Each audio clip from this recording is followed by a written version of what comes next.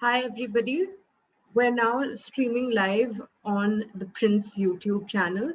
So my name is Madhavi from CLPR, and I'm going to be giving you the welcome address for the Grand Finale of ConQuest 2020.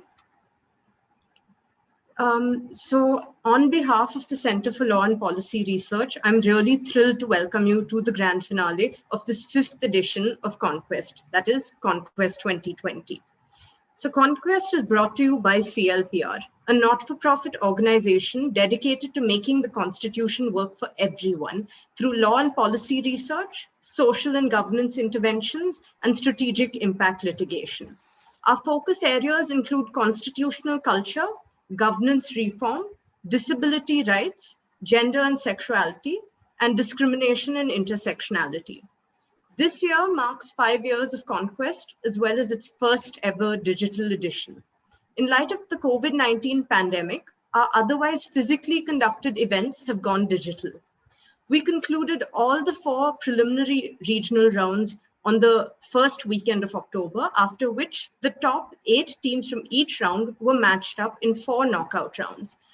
These top 2 teams from each knockout round are appearing in today's grand finale, and we are very excited to welcome teams from different regions and a variety of disciplines.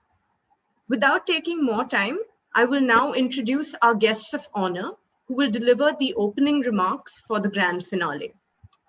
First, we have Dr. Rochna Bajpai, Associate Professor at SOAS, University of London. She received a BA in Political Science from the MS University of Baroda, India, an MA in Political Science from Jawaharlal Nehru University, New Delhi, and MPhil and DPhil in Politics from the University of Oxford. She joined SOAS in 2006.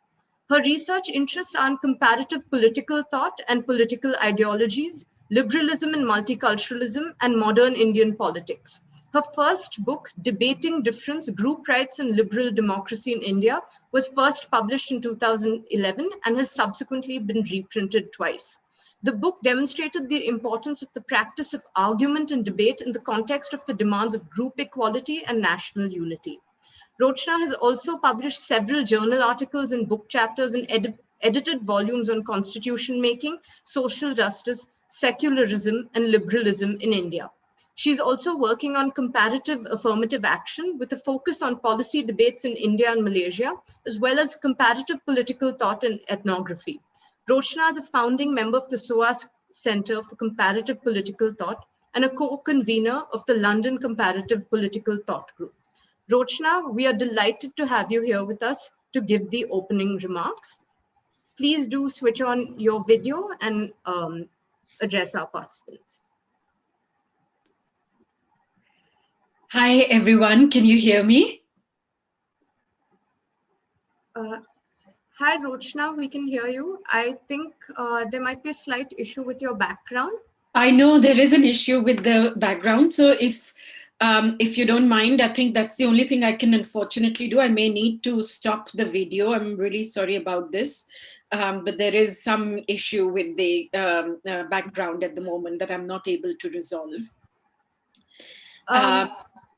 Yes, I think maybe switching off your video would be better. The best, exactly, yeah. Because there's some issue at the moment. But thank you so much for inviting me. It's a great privilege and pleasure to be here. I'm a huge admirer of the work that CLPR does in the field of constitutional education, and as a student of constitutional history for over a quarter of a century now, I've been following the work that CLPR has been doing in making the Constituent Assembly debates more accessible, and it's something that it's an honor and privilege to join and to be part of. So what I want to try to do today, very briefly, is to speak to a few themes from my work on constitution making. It's particularly a privilege to speak to an audience of such talent and dedication and potential. And I hope you will be able to take the work that I and other scholars of the Constituent Assembly debates have done much further than we've done in our own work. So I want to make 4 or 5 points about the Indian Constituent Assembly debates.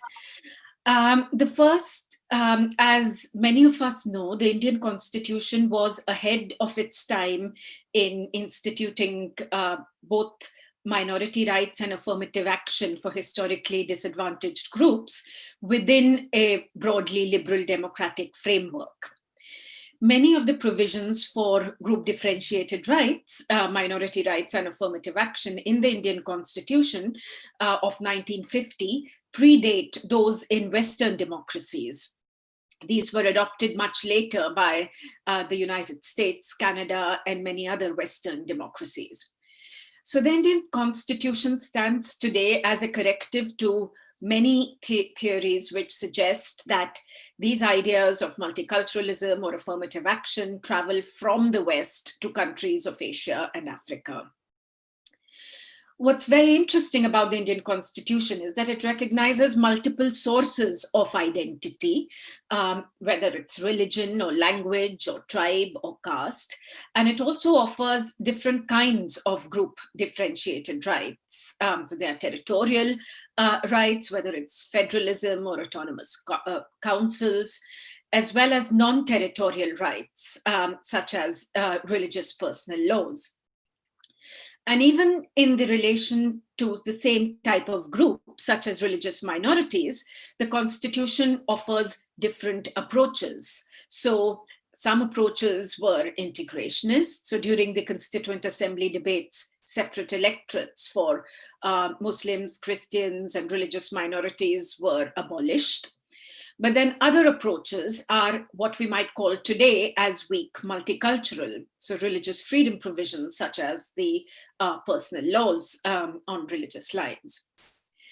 So individuals have several paths to choose from to self-identify as members of a given religious group, for instance, in matters of religious family law, or as individual citizens whose rights to religious freedom need to be protected by the state, or indeed as a member of a so-called backward class for special treatment in education and employment, for example.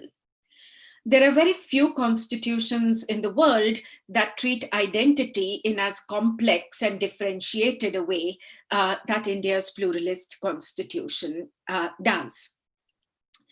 The second point I want to make is that as a post-colonial nation state that was undergoing a bitter partition along religious lines at the time, it was not inevitable that India would adopt such a pluralist constitution. And there were many obstacles that other post-colonial countries have faced that were also present in the Indian case. So, for instance, minority protections and affirmative action were seen to be part of British divide and rule policies. Minorities in India, as elsewhere, were seen often as a threat to the security of the state. And the dominant party at that stage, the Indian National Congress, was overwhelmingly preponderant in the Constituent Assembly with a majority of over 82% after partition, which meant that it didn't need to take minority party and minority voices into account in decision making. Indeed, its leader, Jawaharlal Nehru, is on record in the assembly saying that reservations and other group differentiated rights detracted from a secular democracy and that ideally these should be phased out. And yet these were retained and indeed expanded in some areas in the Indian Constitution, making it an exceptional case in the post-colonial world. Now, there were several factors responsible for this, including the ideological legacy of India's inclusive national movement, its commitment to a pluralist and egalitarian polity, And these were ideals that it had forged in debates and in contests with radical social movements and with critics over time. The third point that I want to make today is that any polity, whether India or elsewhere in the world, that seeks to accommodate societal pluralism within an equal citizenship framework, it needs a shared vocabulary or a shared framework within which debates can occur and differences can be contested. And the Indian Constitution has provided us with such a framework since 1950, with its legitimating vocabulary of democracy, social justice, development, secularism, and national unity. The many forms of discrimination and violence in contemporary India have had a common framework of political values to which we can appeal across the communities and interests to which we belong. And this is not something to which all countries can claim. It was and remains an exceptional and a fragile achievement. And there were many aspects which contributed to its making: the lengthy and public debate over competing views in the Constituent Assembly and its committees, the willingness of all leaders, including Nehru as well as Ambedkar, to compromise in order to reach consensus, and the recourse only as a last resort to majority decision-making. This contrasts with the experience of most post-colonial countries and with many aspects of India's contemporary experience. The fourth point I wanted to make is that political leadership can make a crucial difference to the adoption of pluralist policies. So during constitution making in the late 1940s, the presence of leaders such as Nehru and Ambedkar, who were strongly committed to such policies and held positions of executive power, was undoubtedly a crucial factor for the adoption of these policies, despite the pressures against these from some strands of Hindu opinion after partition. However, leadership on its own does not suffice for the inclusion of measures which are pluralist.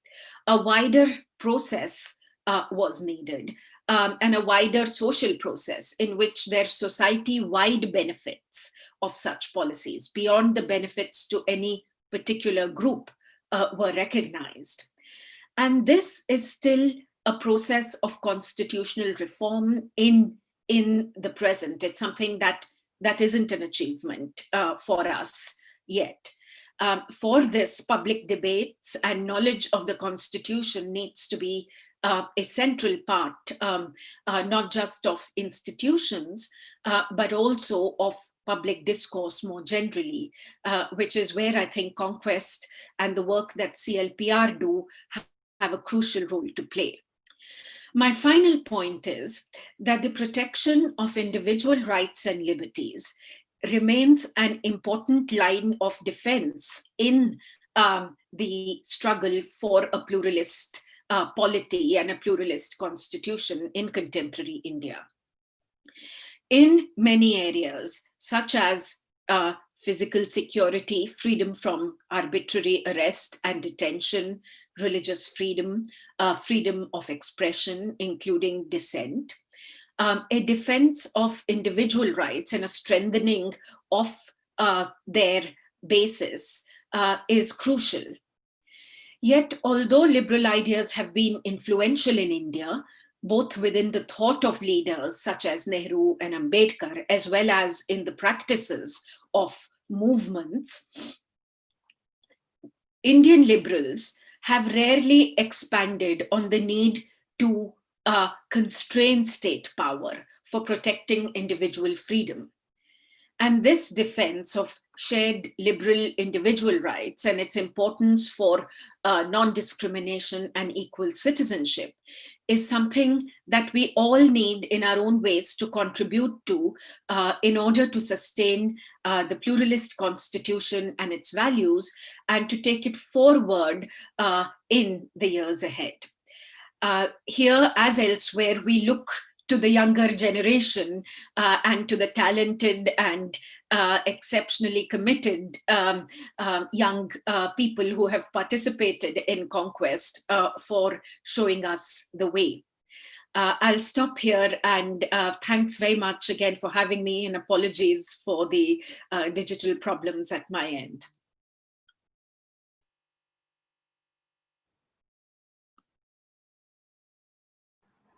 Thank you so much for those insightful remarks, Roshna. We really enjoyed having you here with us, and we're very lucky that you addressed our participants today. I will now introduce our second guest of honor, Frank Hoffman, the Regional Project Manager of the Frederick Naumann Foundation for Freedom. Frank has been part of FNF's South Asia office since 2018, prior to which he worked with the Indo-German Chamber of Commerce in Pune for 7 years. FNF is one of the supporting partners of ConQuest 2020 and of the Center for Law and Policy Research, and we are so happy to have Frank to address all the teams today. Yeah, thank you, Madhavi. And well, yeah, welcome everyone. It's always really a great pleasure to be at a CLPR event. I think it is fair to say that CLPR is among our most innovative partners in India. And the way you put this whole series of quizzes under ConQuest online is just another testimony to the innovative spirits of CLPR. We really greatly appreciate the endeavor of the CLPR to popularize issues pertaining to the Indian constitution, the debates around it, and history and politics in India in general. Because we believe that this really fosters a deliberative discourse on these issues, which basically is the essence of a well-working democracy. To all the participants, I mean, I can well only say that kudos to you that, well, I guess we all in this time of COVID join many hours of Zoom calls every day. So kudos to you that you take us this time on a Sunday to join yet another event on Zoom and to participate in this quiz.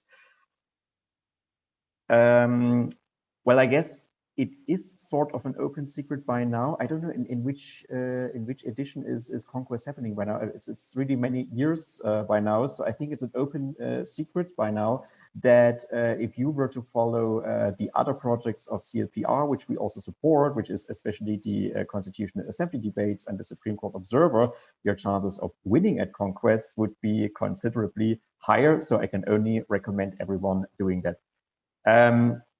Now, you might wonder why I'm speaking here and what the Naumann Foundation actually is. I might guess that only few of you have heard of us, so allow me to really say a few words about us, the Naumann Foundation.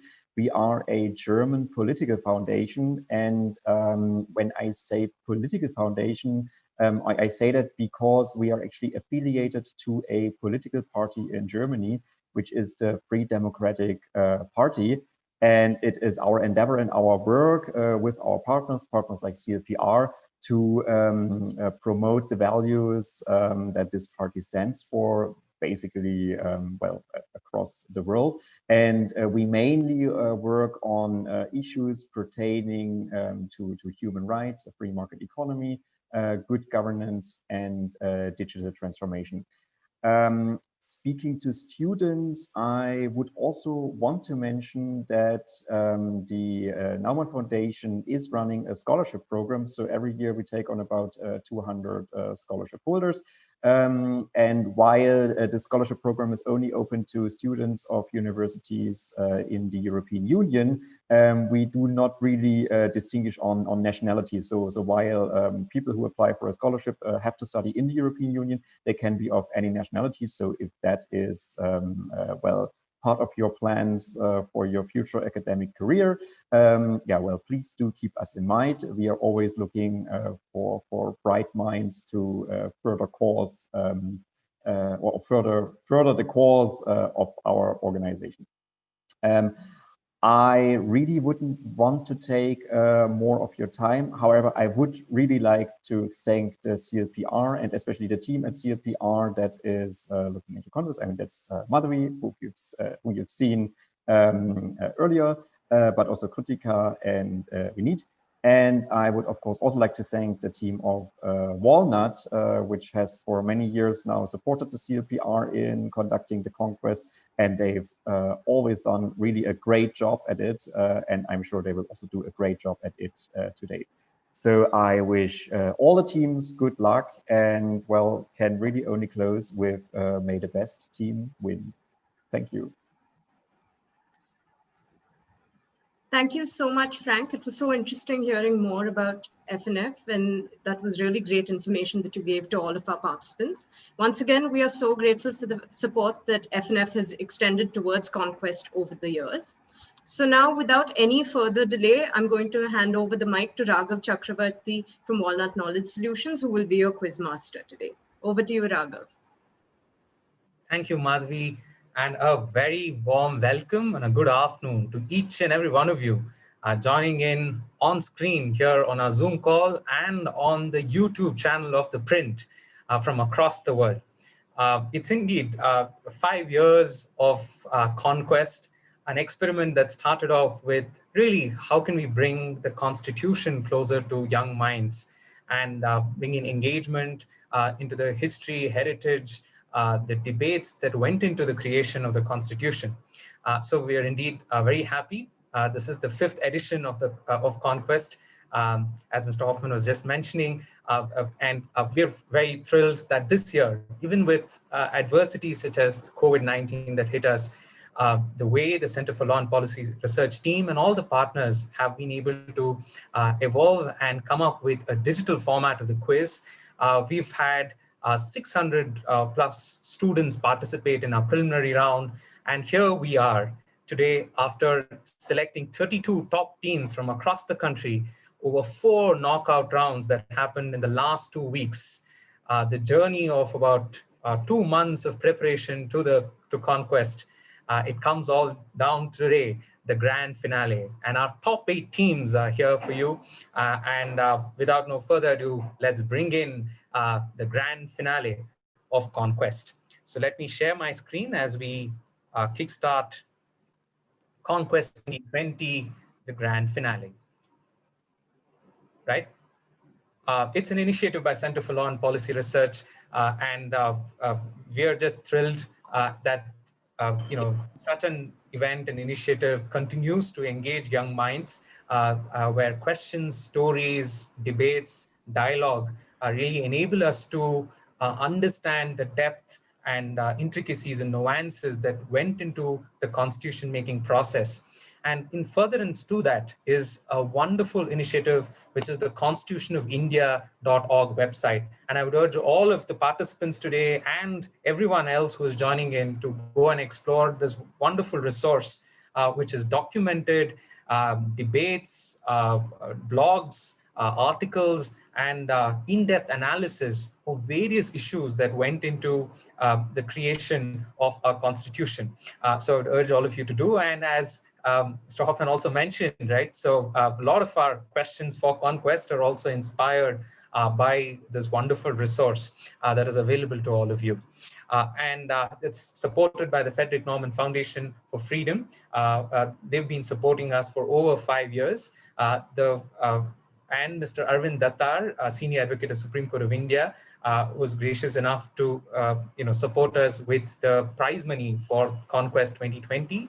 And the digital partner, ThePrint, and they've been part of ConQuest for many years now as well. And you will be seeing the present broadcast on the YouTube channel of ThePrint too. And previous editions of the quiz have also been documented with many articles on the print. The knowledge partner is Walnut Knowledge Solutions, which I'm part of. And we're a young Bangalore-based edtech company using questions and stories to spark curiosity for audiences. And our flagship product is Q-Shala, which is for children. And we are very happy to partner here with ConQuest year on year. Yeah, thank you so much for that. And with that introduction, it's now the time to introduce the people we are celebrating today, which are the finalists of ConQuest 2020. So let me take the privilege to introduce them. And what's at stake today? We have the winners go home with rupees 30,000 rupees, second place 20,000, third place 15,000 rupees, and more than anything else, the mantle of being the ConQuest 2020 champions. Just to give you context, the previous alumni of or finalists of ConQuest have not only gone on to become civil service officers, to many lawyers, taken admissions into many prestigious universities of different colleges. And that's the heritage of ConQuest. So wishing you all the very best teams as we kickstart the grand finale. So here comes. Right. So we will begin with the finalist team.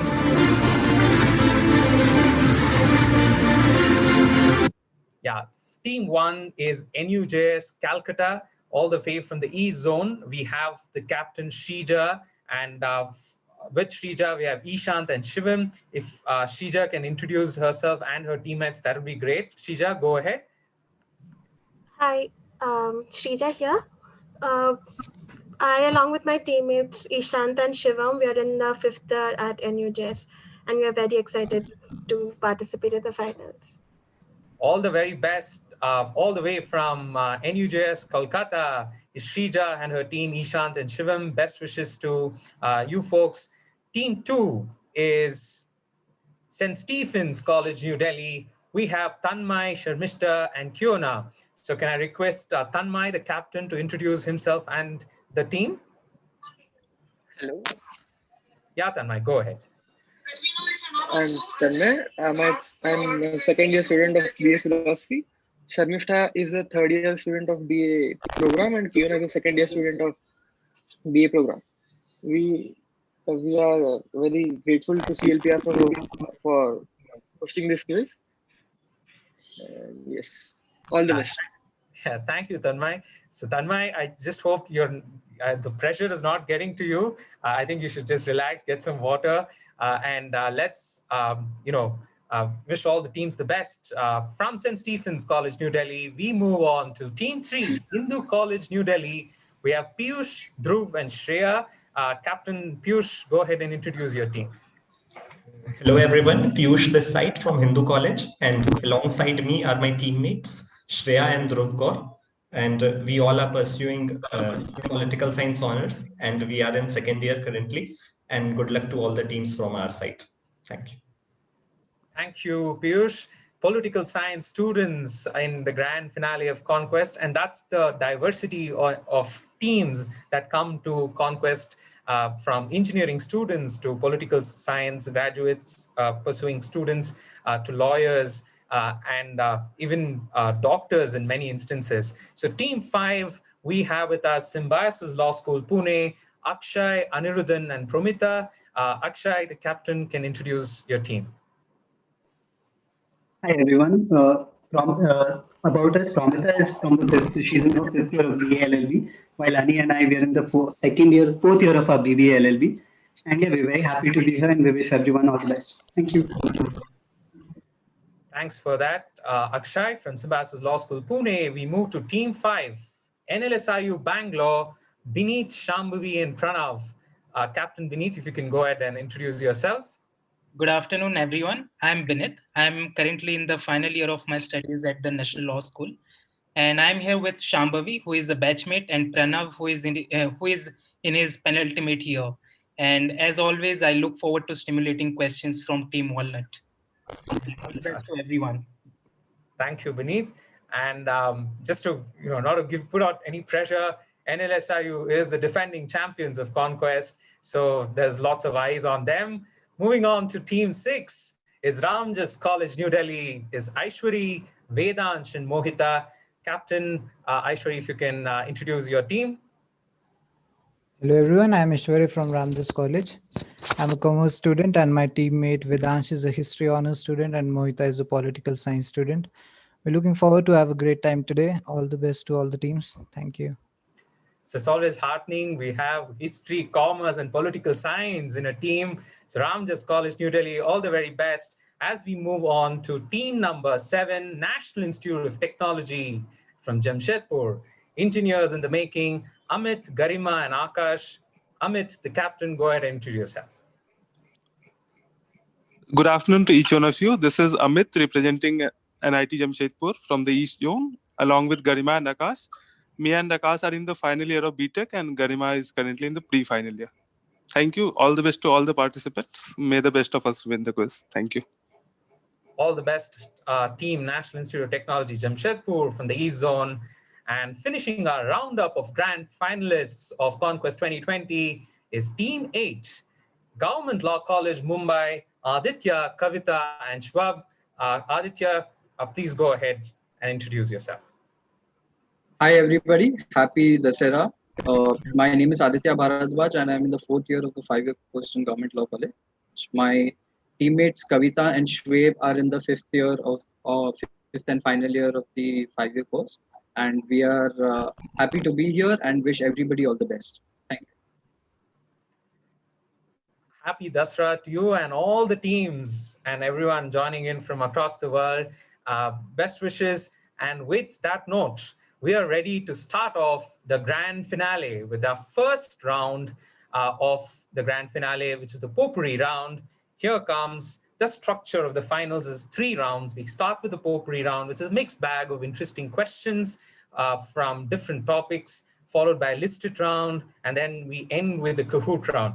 So all the teams are well versed with the structure, and I will move on with the first round of the grand finale, the Potpourri round, coming up on your screens.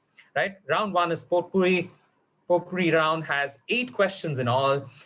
Each team gets 30 seconds to answer on chat, and each question will be directed to one team, and each team gets 1 question on direct here.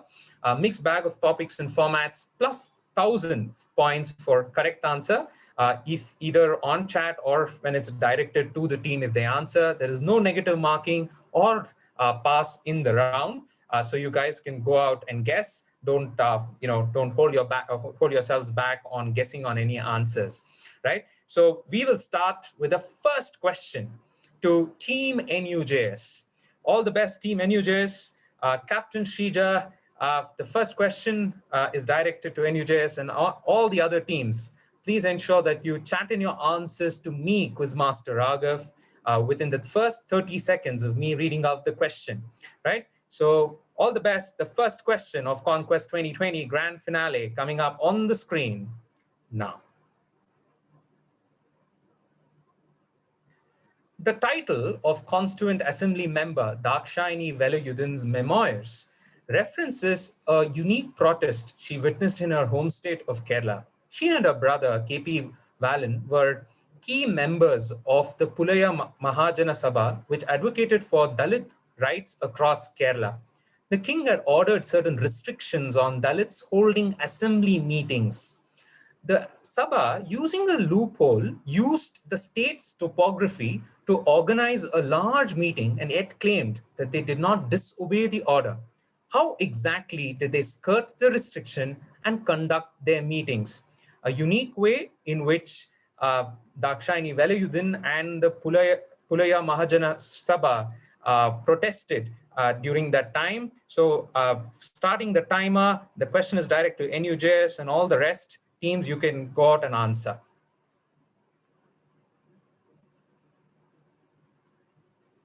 There was a restriction and the Pulaya Mahajana Sabha came up with a very unique form of protest. How did they bypass this? Last 3 seconds to go. All of you and I've gotten about 6, 7 answers. So that's good. Right now, the direct question is to Shrija. Go on, Shrija. What's the answer?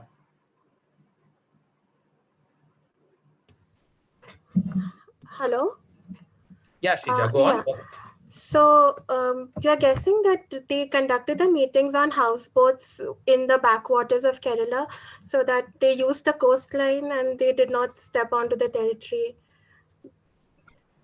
So the order from the Raja was that the Pulaya community cannot protest in the land, on land. So a very unique way in which the Pulaya Mahajana Sabha, of which one of the primary members was Dakshayani Veludan, who was a constituent assembly member, went on to actually conduct these protests on the houseboats of the backwaters of Kerala.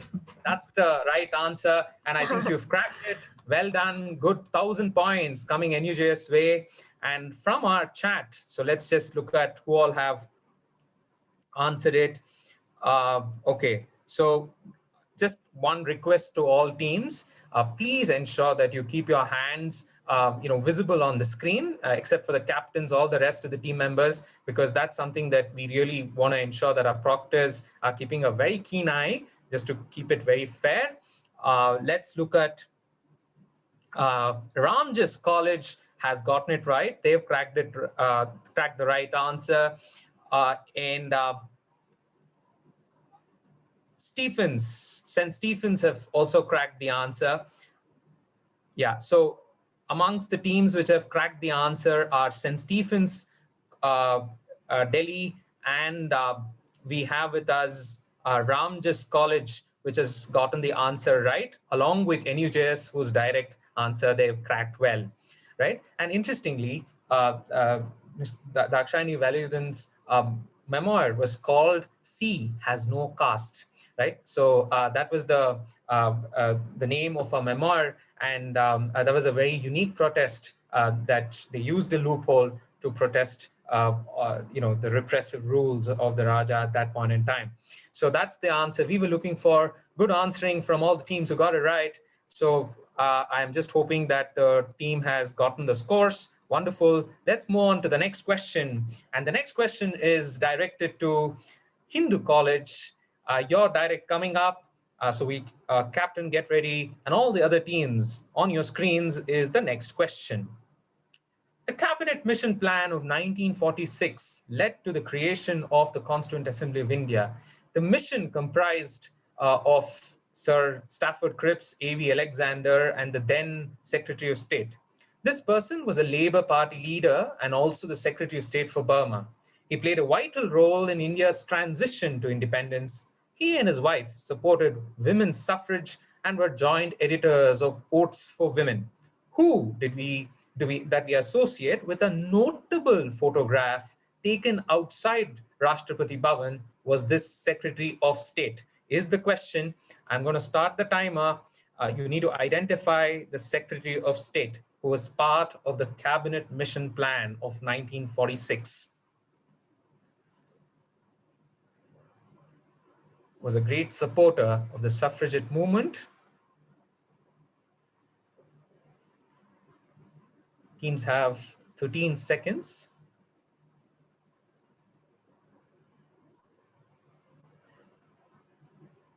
And most of them seem to have answered it on my chat window. And time's up.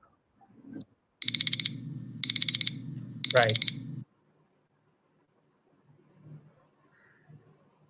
Right. Okay. So okay, I understand that St. Stephens, you were saying that if it's directed to you guys, but I got it on Hindu. So St. Stephens, if you've already answered, okay, we've gotten the answers from all the teams.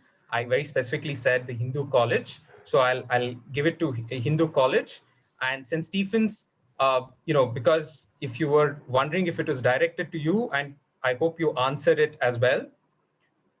Right. So Hindu College, can we have your answer, please?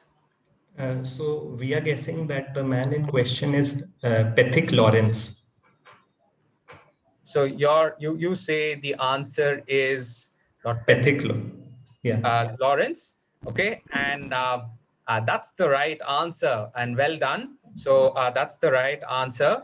And let me just kind of take a look from all the rest of the teams who have answered it. Right, so we have St. Stephen's, which has answered it right. So we have St. Stephen's, which has answered it right. We have Ramjas College, which has gotten it right. We have NLS, which has also gotten it right. And Ramjas, NLS, St. Stephen's, NIT Jamshedpur has also cracked it right. GLC has also gotten it right, along with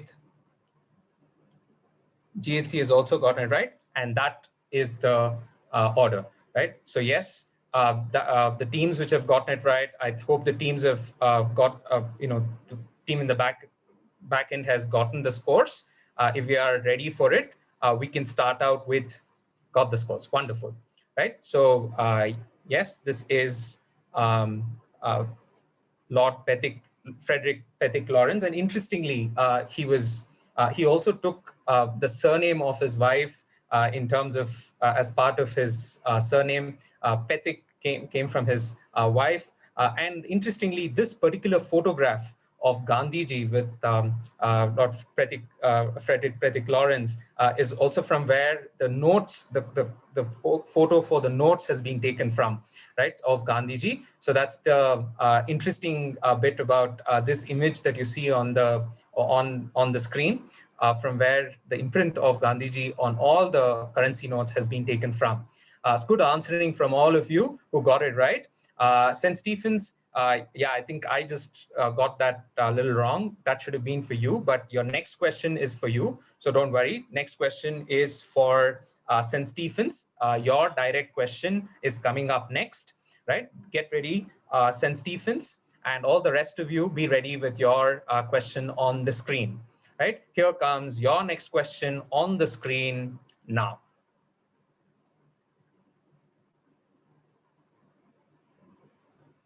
So the next question, we are giving 1 minute to answer because it's a little bit of an explanatory answer.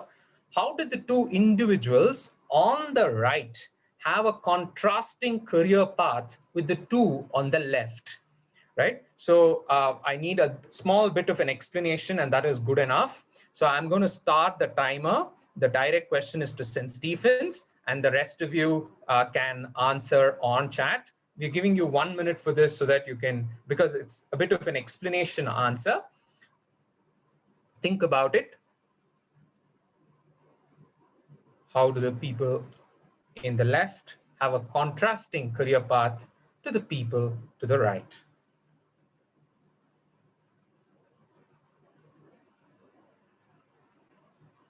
About 1 minute to answer that question.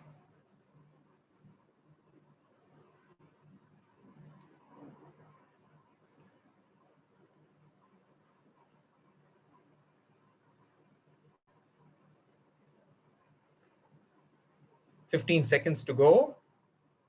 Somehow I don't see any answers coming in. Okay, 2 answers have come in.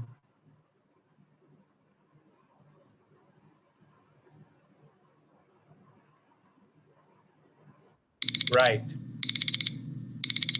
So we've seen all the answers that have come in on chat. The direct question was to St. Stephen's. St. Stephen's, go ahead. What's your answer? So we will guess the first. On the left are people who became Rajya Sabha members after being CJI, and on the right are those who became Lok Sabha members after being CJI. Tanma, you need to, just repeat the answer clearly, because there was some background noise. If you can just repeat that answer clearly so that I can get your answer clearly. So on the left are people who became Rajya Sabha members after being CJI, and on the right are people who became Lok Sabha members after being CJI. Okay, so you're saying they became Lok Sabha members after being CJI. Okay, Unfortunately, not the full answer. I can't give it to you for that. I can't give it to you for that, right? So let me just look at the teams which answered, you know, okay. Some of you have,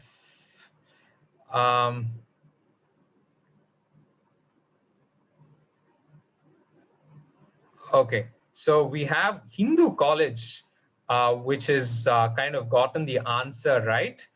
We were specifically looking for a more and specific guesses. So let's look at Hindu College. If you can give out the answer. Yeah, so we have guessed that the person on the right, which are Justice Ranganath Mishra and Justice Ranjan Gogoi, became members of the Rajya Sabha.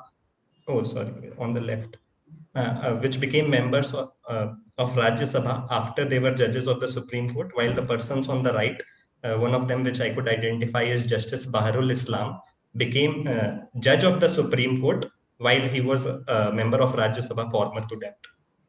So the reversal of roles happened where from being MPs, they became judges of the Supreme Court later. So that was what we were looking for. And that was, as he rightly said, Justice Ranganath Mishra and Justice Gogoi, who became judges, members of the parliament after being judges of the Supreme Court, right? So that road reversal happened. So let me, use this opportunity to give the scores to, I'll give it to NUJS. Firstly, NUJS has cracked it. NLS has also cracked it. Then we have Hindu College, which has cracked it. SLS Pune, I can't give that answer. Right? And I was looking for a very specific answer here. So I'm right. So I'll use my discretion here and give it to GLC also. GLC Mumbai also gets it right. So GLC and GLC, Hindu College, NLS, and NUJS cracked the answer. Well done, all of you, getting that answer right. So these are the only few instances of this happening. So that's the right answer, where the judges of the Supreme Court later becoming parts of members of the Rajya Sabha, and members of the Rajya Sabha first, then becoming the judges of the Supreme Court.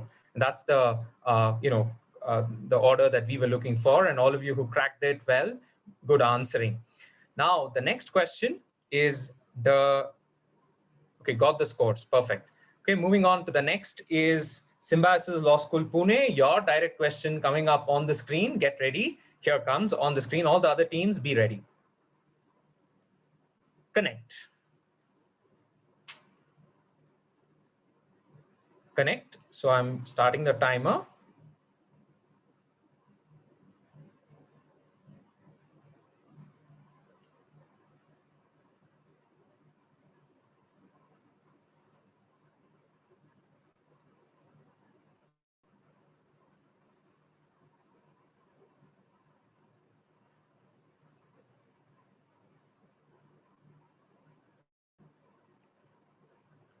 Right, last 3 seconds to go.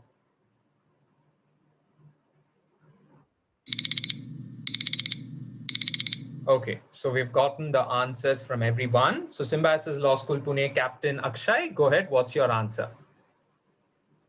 Okay, so we are guessing this is Chakravarti Rajagopalachari. Okay, how do you want to explain that? So essentially, we have gone. This is, I think, the Swatantra Party logo. The star is the Swatantra Party logo. The LIC headquarters in Chennai, and the LIC headquarters in Chennai comes from Tamil Nadu. So we just made a random guess on that. The overall answer is Chakravarti Rajagopalachari. Right. Oh, for some reason, looks like all the teams, it looks like this question was a little bit of a googly for many teams, right? Somebody who came close, but unfortunately, I can't give you the full answers for that, St. Stephens. But St. Stephens, I'll give you a chance to answer this for brownie points. You've not given me the full answer, and I can't give you points for it. But you're close, and that is why I'm going to ask you to answer it. So go on. St. Stephens, you want to take a crack at the answer? I don't know. I just went for it. No idea. You have no idea.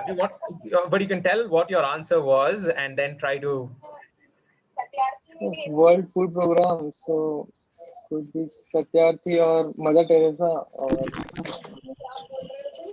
Okay. So their answer was World Food Program. But the one clue there was 2020 was in relation to the UN World Food Program. But the connection we were looking for was a simple United Nations, which just celebrated yesterday its 75th anniversary. This is United Nations, and that's the answer we were looking for. The person you see on the Swedish krona, the 1,000 Swedish krona, was Dag Hammarskjöld, one of the youngest secretary generals. And if you look closely in that image, you can actually see the UN logo. You can actually see the UN logo with the olive leaves and the world map there. So this is the only currency where, in fact, the UN has been honored with countries, a currency logo. To the left is LIC headquarters in Chennai, interestingly inspired by the headquarters of the United Nations. The Art Deco inside the United Nations General Assembly has the famous painting. I think it's an imprint of the Guernica by Pablo Picasso, and that's the image that you see. That is the flag of Somalia. Somalia's flag was inspired by the UN flag because UN played a very pivotal role in the independence of Somalia. And therefore, the Somalian flag is inspired by the UN flag. And those are the years in which the United Nations or the UN specialized agencies have won a Nobel Peace Prize. And that was the answer we were looking for. The googly, but looks like that's the caliber of our teams as well in the grand finale. So the answer we were looking for was United Nations, and no team getting any of the answers right on this, right? So UN just celebrated its 75th anniversary yesterday. Right, so from Symbiosis Law School, Pune, we go to NLS IU Bangalore. Beneath, Captain, be ready. Your question coming up on the screen. All the other teams, here comes. Pale Rider is a book by Laura Spinney, which covers an erroneously named global phenomenon of the 20th century. The book described its arrival in Bombay like a thief in the night, its onset rapid and insidious. Its effect on Mahatma Gandhi prevented him from leading protests against a report that was enacted due to a perceived threat from revolutionary nationalists. What is the subject of Pale Rider, the book by Laura Spinney? That's one part of the question. So I need two parts of the question, two answers in this question. So be careful. We'll give only points if you get both parts right. Right? Which document named after the gentleman pictured was Gandhi restricted from protesting because of a certain reason, which was the subject matter of the book Pale Rider? So that's the question. And I'm starting the timer for the teams now. Yeah, I need two parts to the question. What is the subject matter of Pale Rider? And what prevented Mahatma Gandhiji from protesting or leading the protest on a report that was named after the gentleman you see on the right? So you need to name the document or the person. Both of it will fetch you points.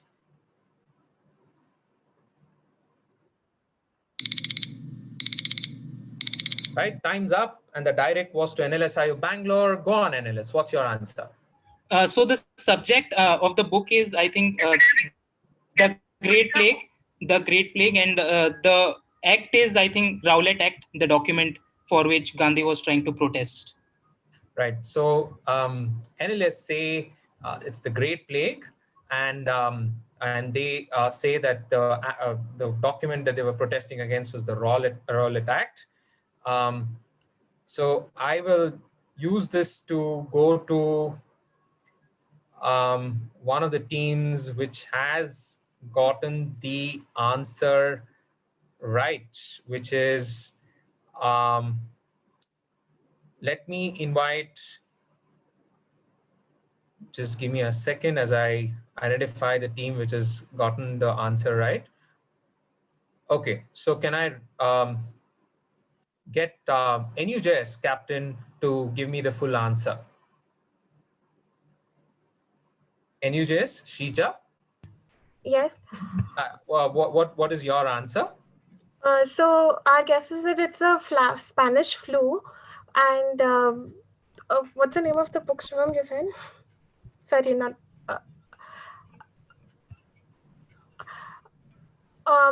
Okay, so our team's answering that since Gandhi had gotten the flu at that time, so he couldn't participate in the protest against the Rowlatt Act. So that's our answer. So Rowlatt Act was the right answer. So even NLS got that right, but they got the disease wrong. That was not the Great Plague. It was the Spanish flu. Wow. So Spanish flu was the answer we were looking for. So hard luck, NLS. But the teams which cracked it, so let me read out the teams which got it right. So both parts need to be there to be able to get it right. So we have NUJS, which got it right. We have St. Stephen's, which cracked it right. And we also have Ramjas College, which cracked the answer right. So these are the teams which got it right. Unfortunately, I can't give it to a couple of teams which got the act right, but unfortunately, the subject matter of Pale Rider was the Spanish flu. The erroneously named global phenomena was the clue that you could have worked out from. So that is the answer we were looking for.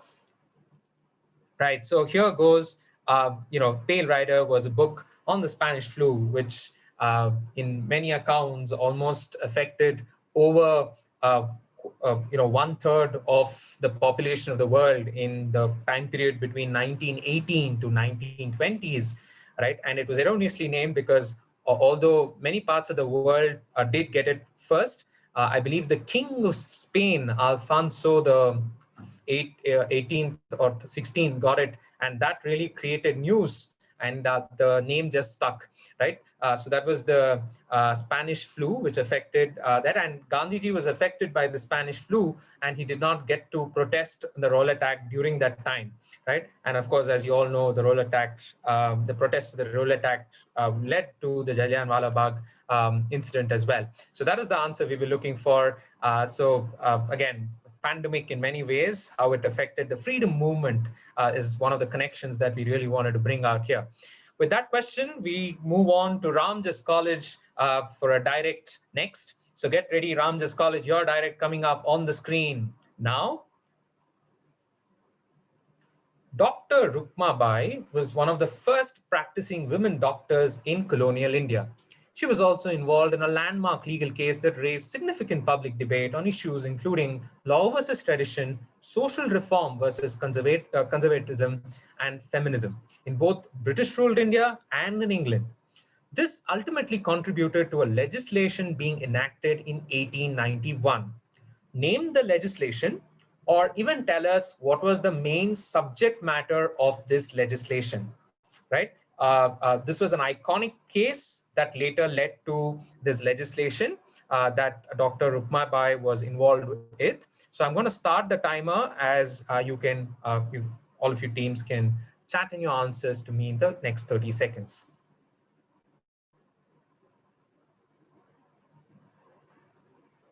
We wait for the answers. Dr. Rukma Bai is one of the first practicing women doctors in colonial India, and she was instrumental in passing of a legislation during that time. Time's up, and the direct is to Ramjas College, Captain Aishwarya. Aishwarya, go on. What's your answer? Okay, we don't know the name of the legislation, but we are guessing the subject matter is child marriage. Okay, so if you can just give me some more details about what about child marriage? She abolished, like she took steps to abolish child marriage. Okay, so you're saying specifically, okay, so is that your final answer? Like she legislated to We are not raise able the. to connect to our team member. Okay, We'll go with guys, that. She raised the age for marriage. She raised the age for marriage is what Ramjas College will go on to say. And I'll use my discretion and actually give you points for that. I'll give you points for that because it's the grand finale and it is a direct, and I will give points for that. This is age of consent, right? For marriage or sexual intercourse at that point in time, and that was because Dr. Rukma Bai was married at a very young age, and later she studied, and her husband put a case on her for restitution of conjugal rights, and she refused. She was imprisoned, and the whole idea was that when she's married as a minor, she doesn't have the consent for it. And later, with all the activism that she brought in, the age of consent was moved, and the Age of Consent Act was what was passed, and that is the answer, and that related directly to child marriage. So I'll take that answer. At that point in time, the age of marriage was increased from 10 to 12. And you can broadly see how activism has led to that age of consent going from 12 to today 18. Right, so good answering there from the teams. And let me look at the options. Right, so we have Hindu College, which has cracked the answer right? Hindu College has gotten it right. We will give it to NLS broadly because the concept is what they've mentioned. I'll give it to Hindu College, NLS, NIT Jamshedpur, GLC Mumbai, St. Stephen's, all of them cracking it right. So we have St. Stephen's, GLC, NIT Jamshedpur, NLS, and Hindu College, which has cracked the answer right. Okay, so we are on track and all the scores have been recorded. And the next question is to NIT Jamshedpur. Here is your next question. Get ready, NIT Jamshedpur, on your screens now. Damodar Swarup Seth, a socialist constituent assembly member from the United Province, was a vocal advocate for minority rights. On November 5th, 1948, he proposed that a new assembly be formed on the grounds that a foundational element of democracy was missing in the current constituent assembly. However, this was quickly dismissed by the assembly as it was deemed impractical. What was his proposal was the question, or what was the reason why he wanted the assembly to be dissolved, right? And that is the thing that we want to know. So the reason is what is more important. So I'm going to start the timer direct to NIT Jamshedpur, and all the rest of the teams can answer it.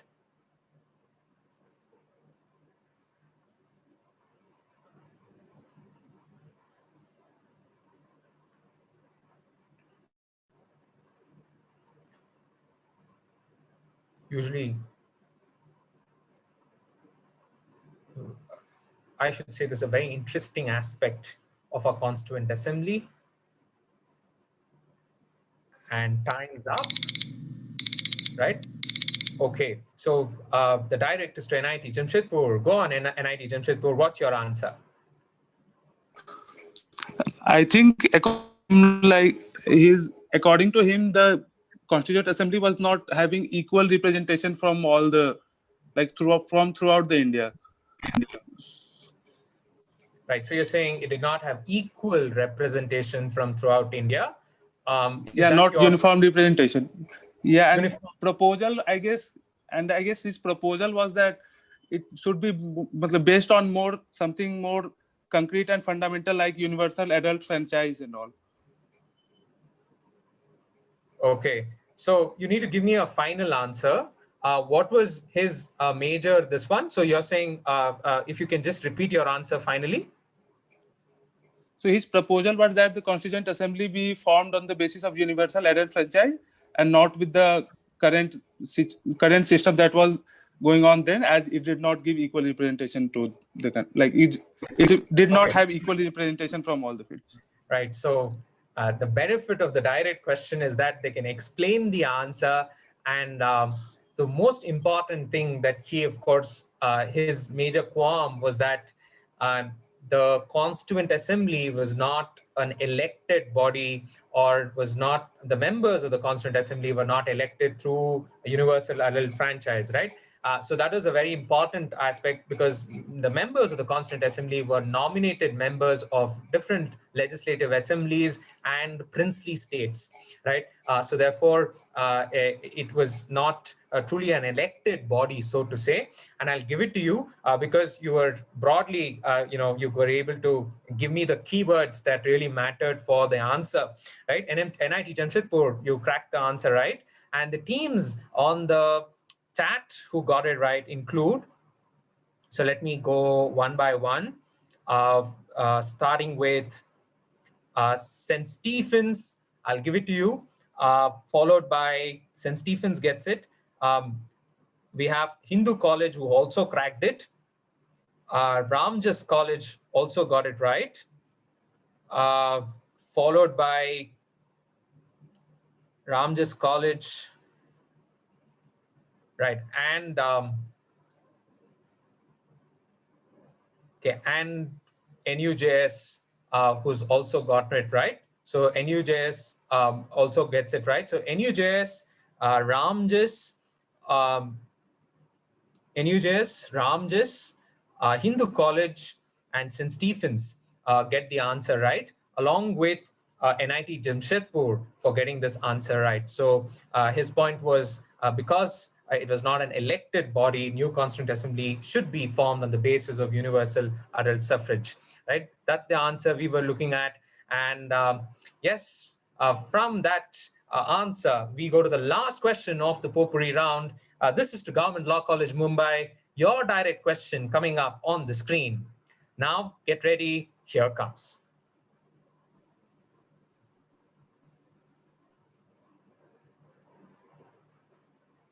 Shown here in this clip from Samvidhan, a former lawyer can be seen speaking to his right-hand man about the disastrous Shimla conference. The individual in question was elected to the Legislative Council of the United Provinces in the year 1926.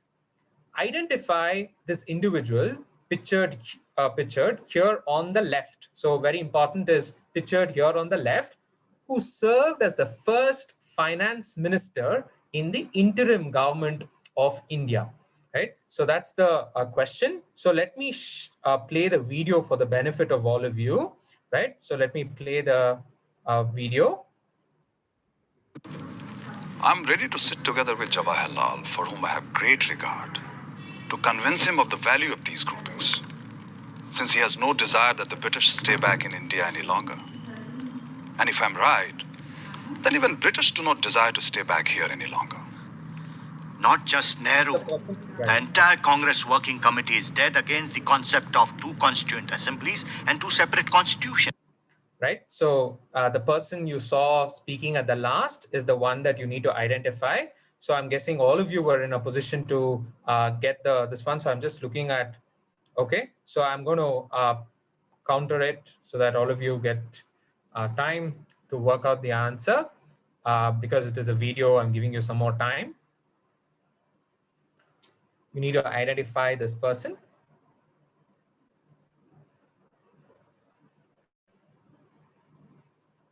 First finance minister in the interim government of India. 5 seconds to go.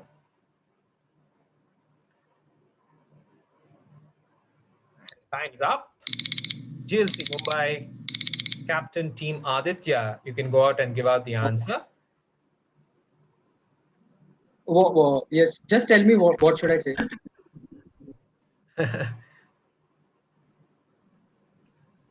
I need an answer. Liaquat Ali Khan. Is that an answer? Can I take that? Yes. Yes. Okay. So they say Liaquat Ali Khan, and that is Liaquat Ali Khan, who, yes. Yeah, and now they feel relieved that the guess came out right. This is Liaquat Ali Khan, who was in many ways, like, later the Pakistani Constituent Assembly, he moved the objectives resolution there, and he was instrumental leader of the Pakistan Constituent Assembly, right? So that's the answer we were looking for. And with that, we've come to the end of the round here. And on chat, let me identify the teams which have gotten it right. So we have, starting from Hindu College, who cracked it. NLS also cracks it, followed by St. Stephen's, Ramjas College, and NIT Jamshedpur. Right? So NIT Jamshedpur, Ramjas College, St. Stephen's, NLS, and Hindu College, who have cracked the answer right. Okay, so that's our first round of the grand finale of the Potpourri round, ranging from various aspects of historical constitution to the leaders of the Constituent Assembly, to unique protests that have taken place in India. Right, so here goes. This was Mr. Liaquat Ali Khan. Right, and with that, I think we will have 2 audience questions. In the meanwhile, we get our scores ready. The first of the audience questions. So everyone who's logging in from the print YouTube channel, you guys can chat in your answers on the comment section. Your questions will come up on the screen. So here goes your question. Simon Company was a sporting goods manufacturer located in Ahmedabad. In 1973, the company won an auction bid for the right to utilize something in order to make cricket bats and tennis rackets. However, the agents of the company were not able to procure the materials needed for manufacturing. Why were they not able to do so? That was the question. A cricket sporting goods company which had won an auction later were not able to carry out an order that they had received, license that they had received, so to say, right? What was the issue, or tell us why were they not able to carry out the order, right? So just waiting for the audience members to give out the answer. Right. So we have some of teams here who have tried to give out the answer. And I'm just waiting because YouTube always has a little bit of a lag as we wait for the other teams to give out the answer.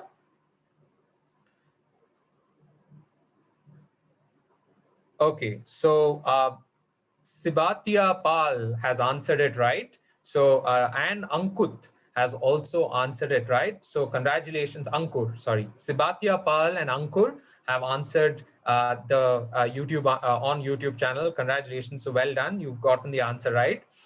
So the right answer was the Chipko movement.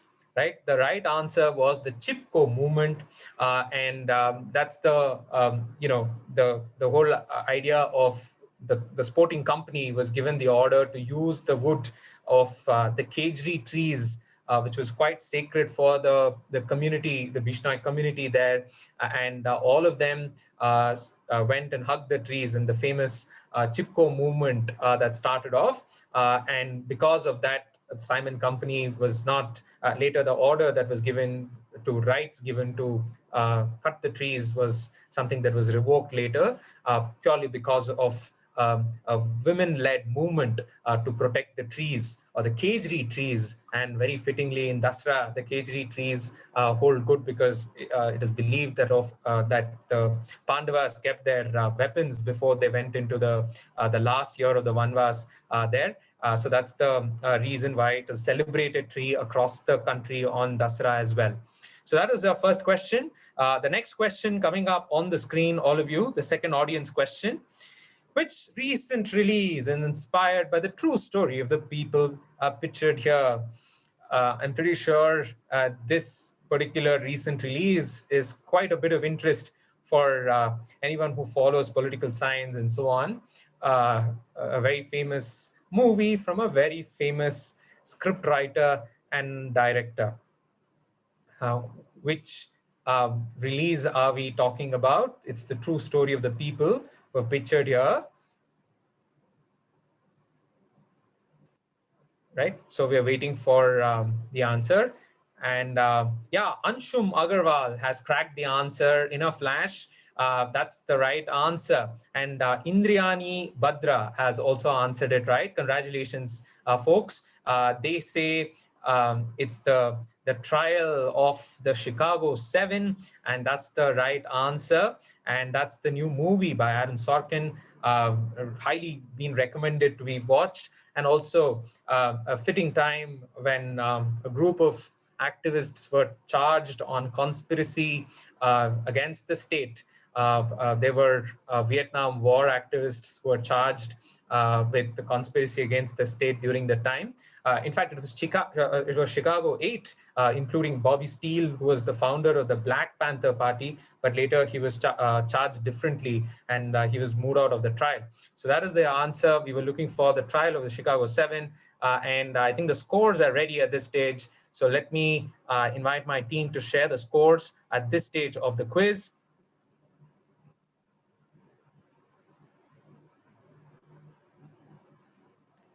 After the first round of the grand finale, we have NUJS with 4,000 points, followed by St. Stephen's, which is at 6,000 points, Hindu College, New Delhi with 5,000 points, Symbiosis Law School, Pune, yet to open their account, NLSIU Bangalore with 4,000 points, Ramjas College, New Delhi with 6,000 points, National Institute of Technology, Jamshedpur with 4,000, and Government Law College, Mumbai with 4,000 points. Right, so that's our top tally for the first round of the quiz, and it's early days. The next round really creates a lot more drama than teams would, teams who have been previously in the knockout round know of the same. Let me share the screen as my team member Vaishnavi, who will take the stage with the round 2 of the listed round.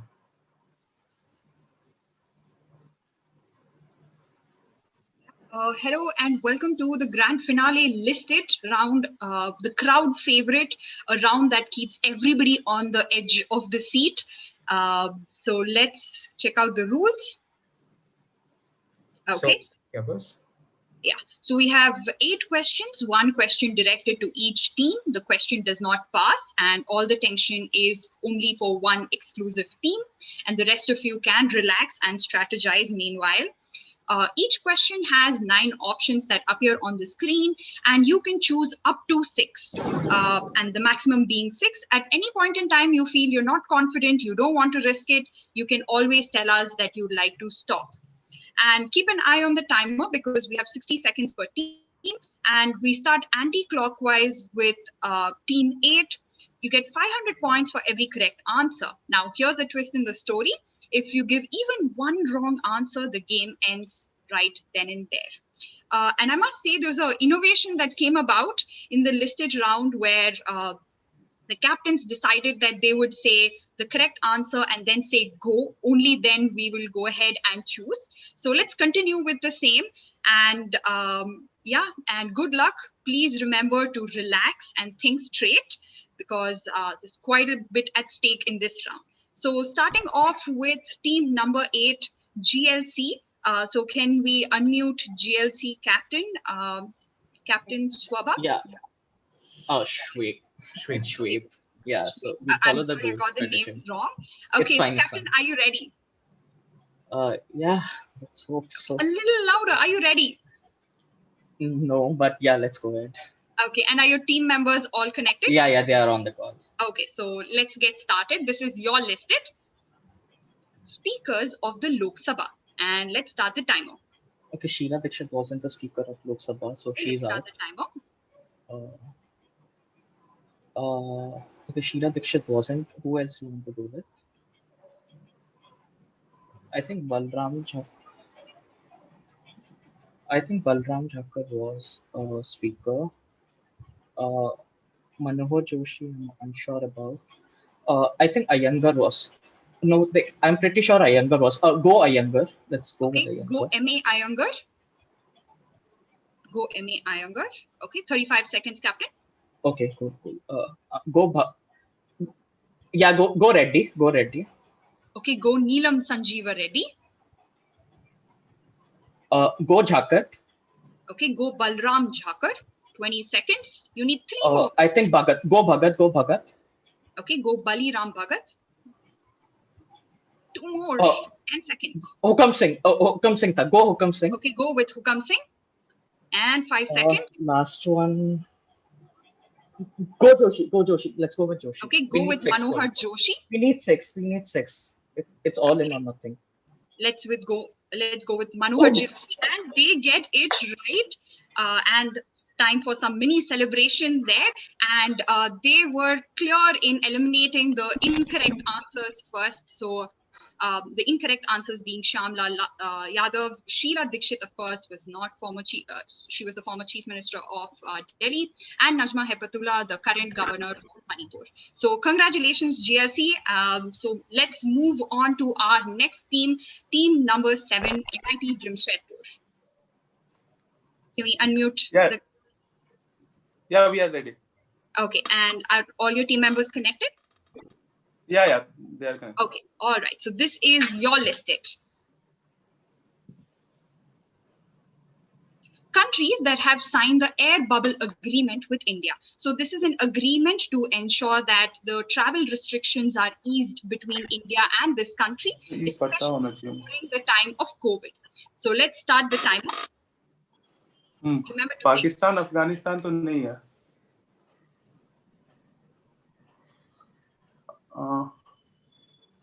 Go for Canada. Go for Canada.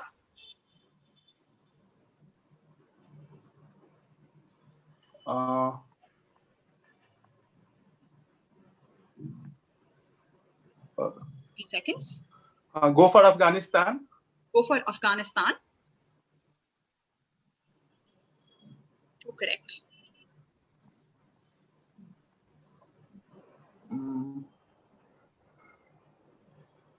Israel का पता नहीं. Go for Iraq. Go for Iraq. For Iraq. Go for Qatar. Go for Qatar. Okay. 10 seconds. Go for Maldives. Okay, Maldives. Okay. अभी Japan हमको लग रहा है. Go for Japan. Go for Japan. Let's see. And they have cracked it. I must say they've come with a lot of preparation, and kudos, you get all the 6 correct, and the incorrect answers being Singapore, Pakistan, and Israel. So if you knew the relationship between India and these countries, this would have been a cakewalk. And let's see if the trend continues with the other teams. So let's move on to team number 6, and this is Ramjas. Yeah, this is Ramjas. So captain of Ramjas, are you ready? Yes, we're ready. Okay, and all the team members connected? Yeah, we're connected. Okay, so countries whose current constitution was written in less than a year. So let's start the timer. South Africa. We'll go with United States of America. Okay, go with United States of America. Myanmar है शायद. हाँ Myanmar हो सकता है. Myanmar. We'll go with Myanmar. Okay, go with Myanmar.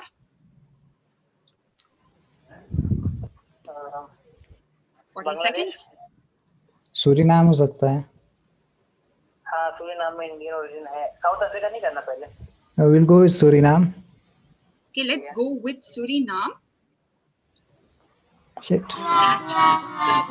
Correct answer.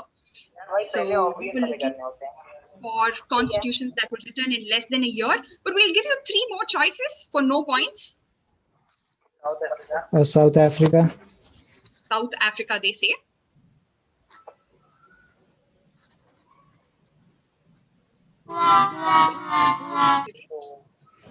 Russia. Russia.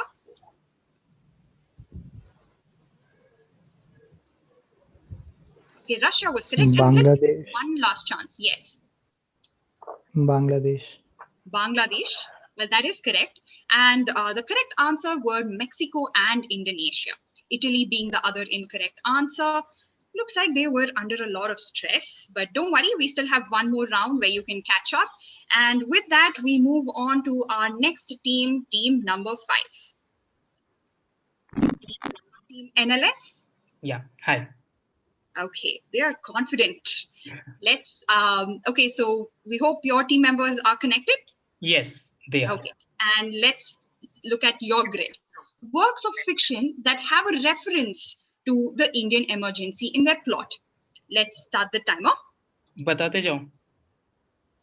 Any idea? Yeah, so Midnight Children doesn't have it. Okay.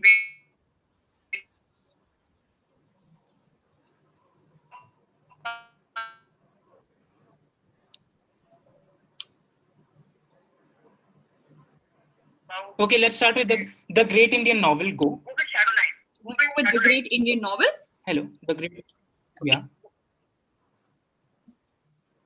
Shadow Lines. Go. Okay, Shadow Lines. Let's go with Shadow Lines. Galat ho gaya. That is the incorrect answer. But we will give you a couple of other chances. What were the other things that you were debating on? I think A Wounded Civilization, India. Yeah. India, A Wounded Civilization by V.S. Naipaul. Okay. In Hot Blood. In Hot Blood. Okay. Was a googly of a question. Okay. And Rich Like Us. Rich Like Us is the correct answer. It was by Nayanthara Sehgal. And the other correct answers being Life of Pi. Emergency is what forced the Pi family to move from India. We also have Midnight's Children as the other correct answer, and A Fine Balance. Yeah, so those were the correct answers. Unfortunately, Team NLS did not score much in this round, but I'm sure they look forward to the Kahoot to match up the score. And with that, we move on to our next team from Pune, Symbiosis Law School. Captain, are you ready? Yeah, I'm ready. Okay, and let's take a look at their grid. Princely states that were treated as salute states by the British. So these princely states got the honor of salute depending on how important and how big their size was under the British crown. So let's start the timer.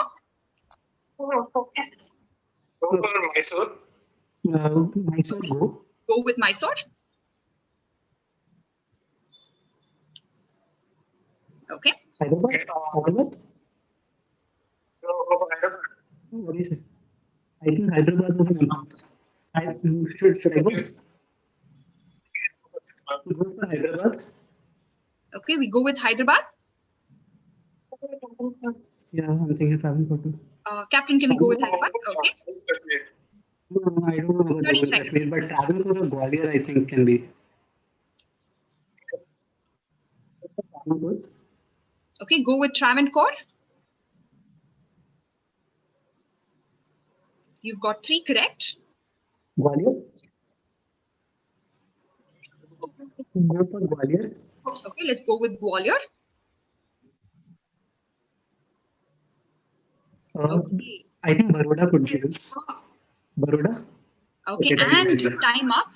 So you've got 4 out of 6 correct. What are the other 2 options that you would have guessed if you were giving? Baroda and Jammu and Kashmir. Baroda and? Jammu and Kashmir. Jammu and Kashmir. Well, Symbiosis will only regret of not telling these options a little sooner. No worries, 2,000 points. Yeah, but you still get 2,000 points. You've got 4 out of 6 correct. So we've all heard of the 21 gun salute, right? So different princely states, the heads were given a different number of salute by the under the British crown, right? For example, Hyderabad, Mysore, Baroda, Gwalior, and Jammu Kashmir got 21 gun salute, and the ruler of Travancore got 19, and then it kept decreasing according to how important the princely state was under the British crown. Okay. Okay, while SLS Pune regrets on some of their choices of not going a little sooner, hopefully the next team learns from the other team's experience. And our next grid is for Team Hindu College. Captain, are you ready? Yeah, sure. Okay, and this is your grid. Supreme Court decisions taken by Ruth Bader Ginsburg as a Supreme Court justice. So let's start the timer.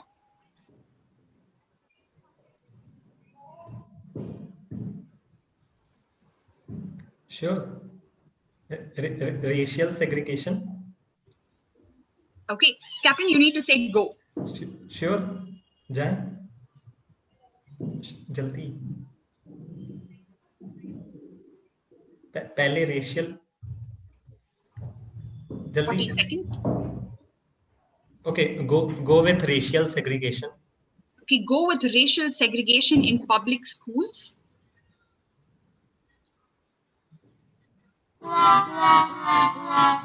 Well, that is incorrect.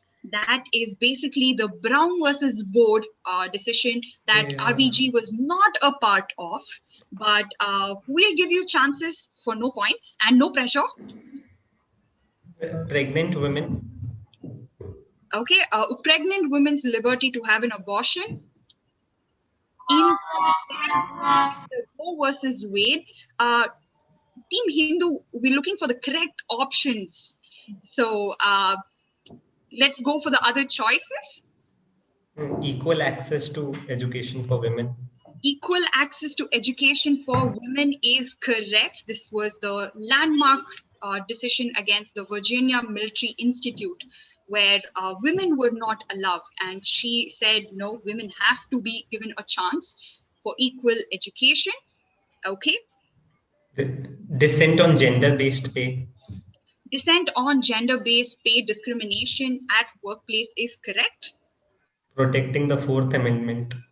Protecting the Fourth Amendment is absolutely correct, which is about search and seizure of under the law. Okay, we'll give you two more chances. Criminal defendants have a right to an attorney. Criminal defendants have a right to an attorney is incorrect.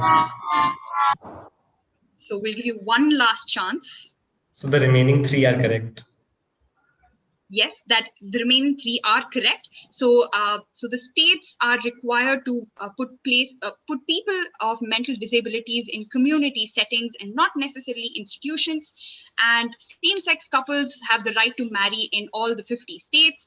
And halting of alleged unlawful polluting is not enough to close a case against a company. So this was with regard to an environmental case. And with that, we move on to team number 2. This is St. Stephen. Okay, can we hear from the captain of St. Stephen's? Yes, ma'am. Okay, are the team members connected? Yes, ma'am. Okay, we'll give you a minute to take a deep breath and relax and get started. And let's take a look at your grid. Countries that have an extradition treaty with India. So we thought in the time of bad boy billionaires, this question would be relevant. So let's start the timer. Batao. UK. I don't know. करते हैं UK तो जाते हैं. UK go. Okay, go with UK. They seem very doubtful. Okay. Okay. I think UAE.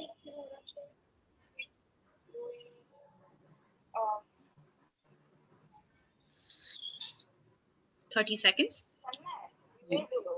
नहीं UAE नहीं बोलते हैं और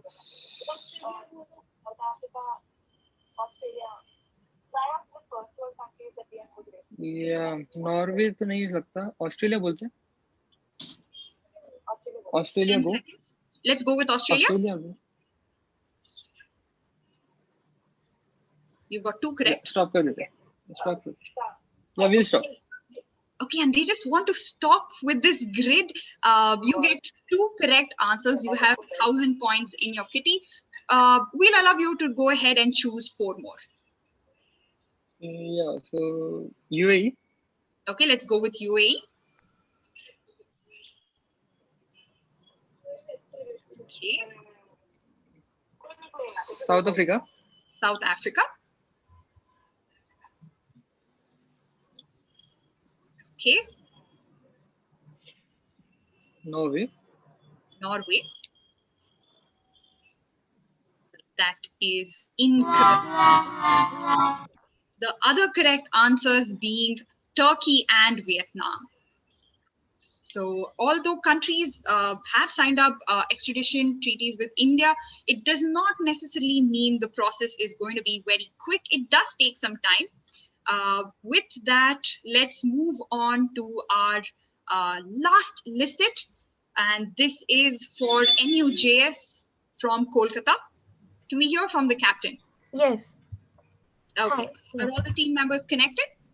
Yes, they are. Okay, and so let's take a look at your grid. Constituent Assembly members who are members of the first Lok Sabha. So you need to be very careful, and let's start the timer.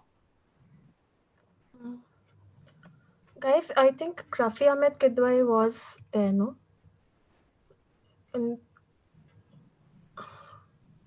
So should I start answering?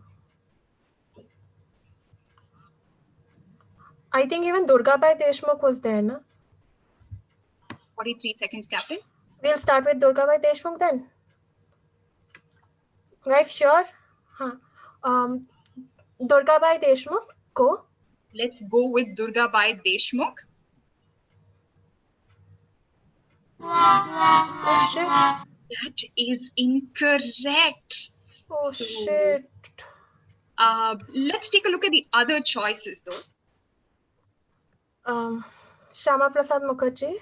Shama Prasad Mukherjee, absolutely correct. You should have gone with an obvious one. Rafi Ahmed Kidwai. Rafi Ahmed Kidwai, absolutely right as well. R.K. Shetty. R.K. Shanmugam Chetty, the first Finance Minister of India, absolutely right. Ammu Swaminathan. Ammu Swaminathan, let's take a look.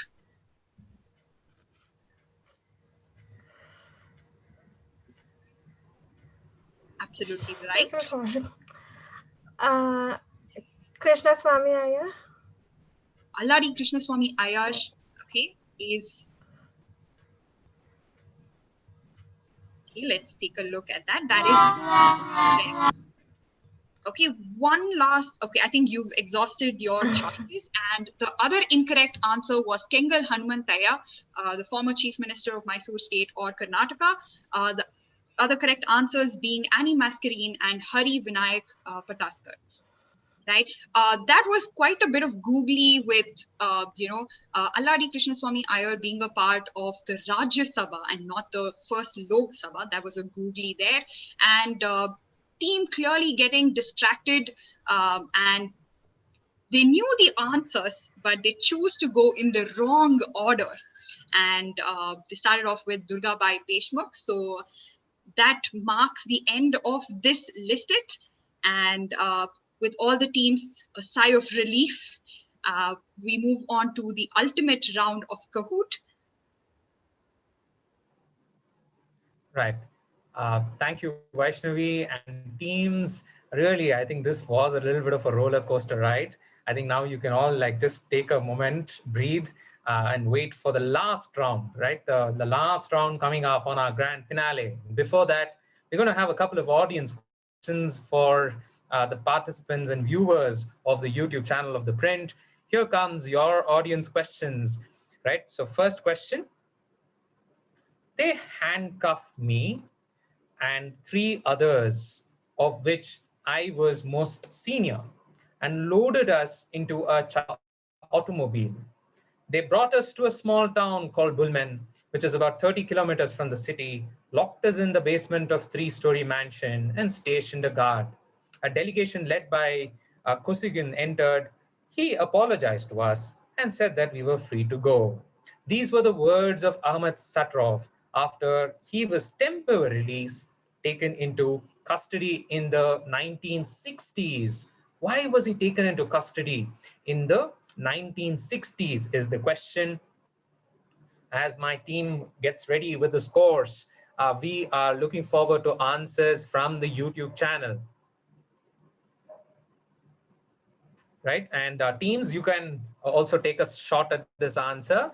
If you can just tell me either the incident or why, think of an important incident in the 1960s, and you should be in a position to work out this answer, where a gentleman by the name of Ahmad Satrov, the name, look at how the name is, the surname, and those are elements that should kind of make you, guess an incident from post-independence, an important event, what should I say? Okay, so Shushmita has gotten the answer, but okay, she said, okay, so some very interesting guesses that have come in. Some of you, Shushmita said swastika, not quite, not the right answer.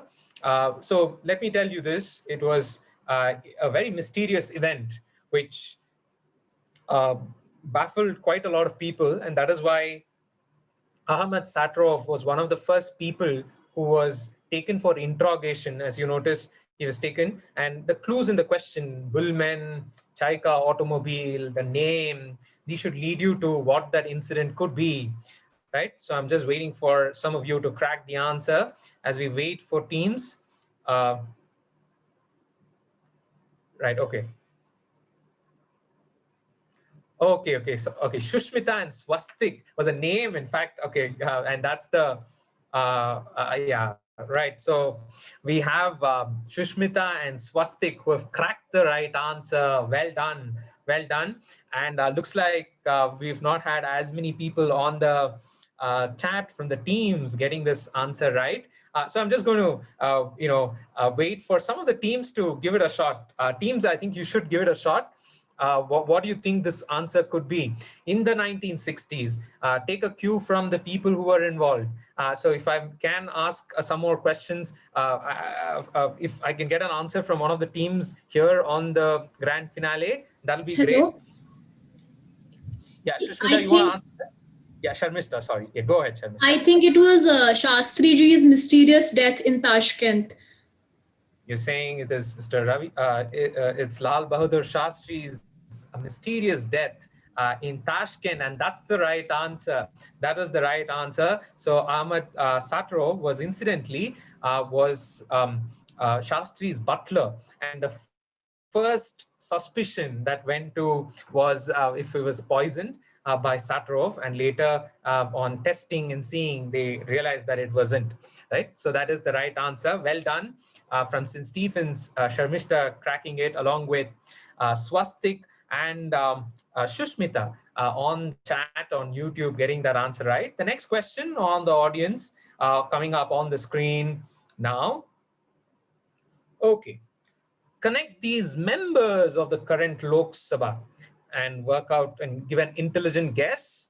Yeah, so if I were to say that the first Lok Sabha of 1951 had 36 of them, the lowest was in 1991, and 4 of them in the present Lok Sabha, right? So we go slow because there is a little bit of a lag usually on YouTube. So we wait for the teams or audience members on the YouTube channel to work out this answer.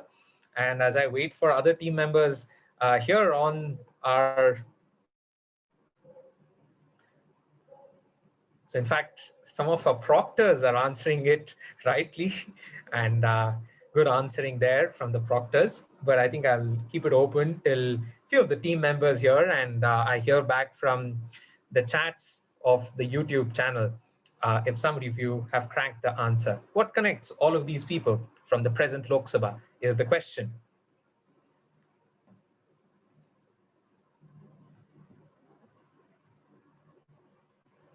Any answers?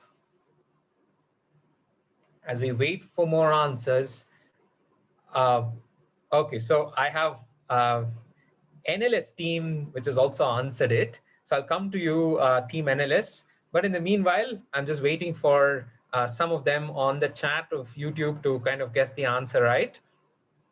Okay, Yech Butt 95 and Shobit have gotten their answers right. So let me go to captain of the NLS team, Binit, to give out this answer. Go ahead, Binit. What do you think is the answer? So these are the independent members of the Lok Sabha right now, the only 4 independent members. The only 4 independent members of the Lok Sabha is the right answer. Can you identify any one of them? No, I can't identify any of them. No problem, Vinith. I'll not put you in a spot, but he got it right. And that is Sumalata Ambarish. We have Navneet Ravi Rana, Mohan Bhai Delkar, and Naba Kumar Saranya from the independent members of the Lok Sabha, of the 2019 Lok Sabha. In fact, what was very interesting was that the first Lok Sabha had 36 independent members, right? And the numbers have been dwindling from then onwards. So that we thought was a very interesting take to this. As we finish the 2 audience rounds, we have some more audience questions. But before I go there, let's get on to scores. The scores are ready. So can I request my team to share the scores at this stage?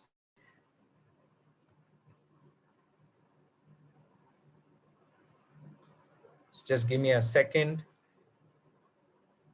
Okay, so the scores after 2 rounds, and I should say a wobbly round of listeds for most of them, looks like at least 3 teams are at the same score than the leading score, which is NIT Jamshedpur with 7,000 points, Government Law College in 7,000 points, and St. Stephen's, New Delhi in 7,000 points, right? NUJS Calcutta, if they had just gone ahead with the things that they were very sure of, they would have gotten a little more than 4,000. That's NUJS. Hindu College is 5,000. Symbiosis Law School doing well in the listed with 2,000 points. And we have NLS Bangalore with 4,000 points and Ramjas College, New Delhi with 6,000 points, right? So we have, this is the score, and we will, in fact, use this time to ask you all a couple more audience questions. Just give me some more time. Let me pull out a couple more audience questions before we go to the listed round, before we go to the Kahoot round. Just a moment, please.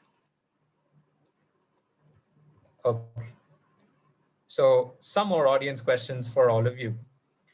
As we wait for the scores and so on, here comes. So just give me a second. Okay, so let me share the screen. Right. Winged Wonders of Dash Dash is a book by Dr. Okay, so we have gotten an idea that we can start Kahoot now. Okay, cool. Let me do one thing. I'll run this question and then jump into Kahoot. Winged Wonders of Dash Dash is a book by Dr. Thomas Matthew that contains images of the birds that visit or reside in the Dash Dash estate.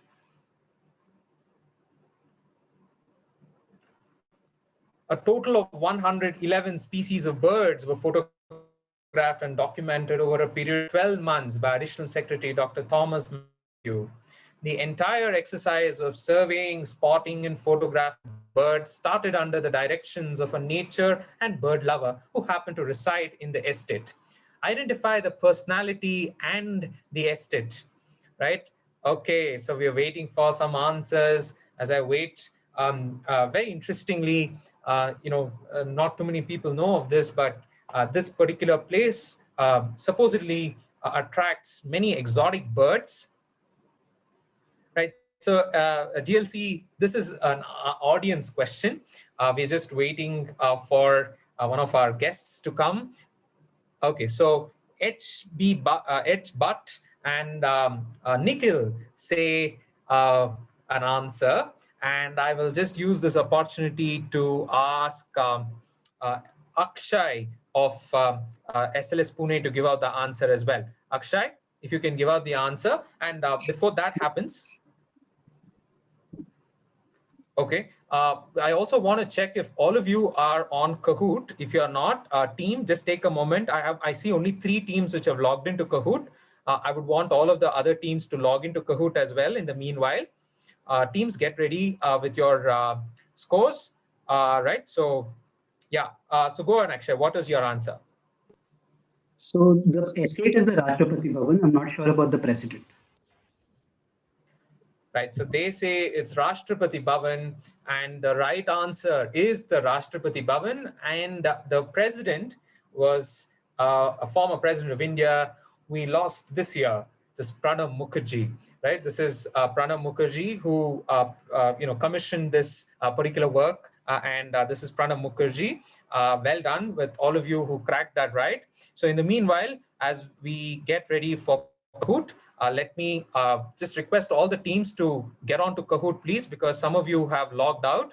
I just need SLS Pune, you guys have to log into Kahoot for me to start out the Kahoot round.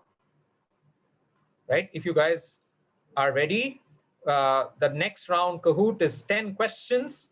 We are already logged into the Kahoot round.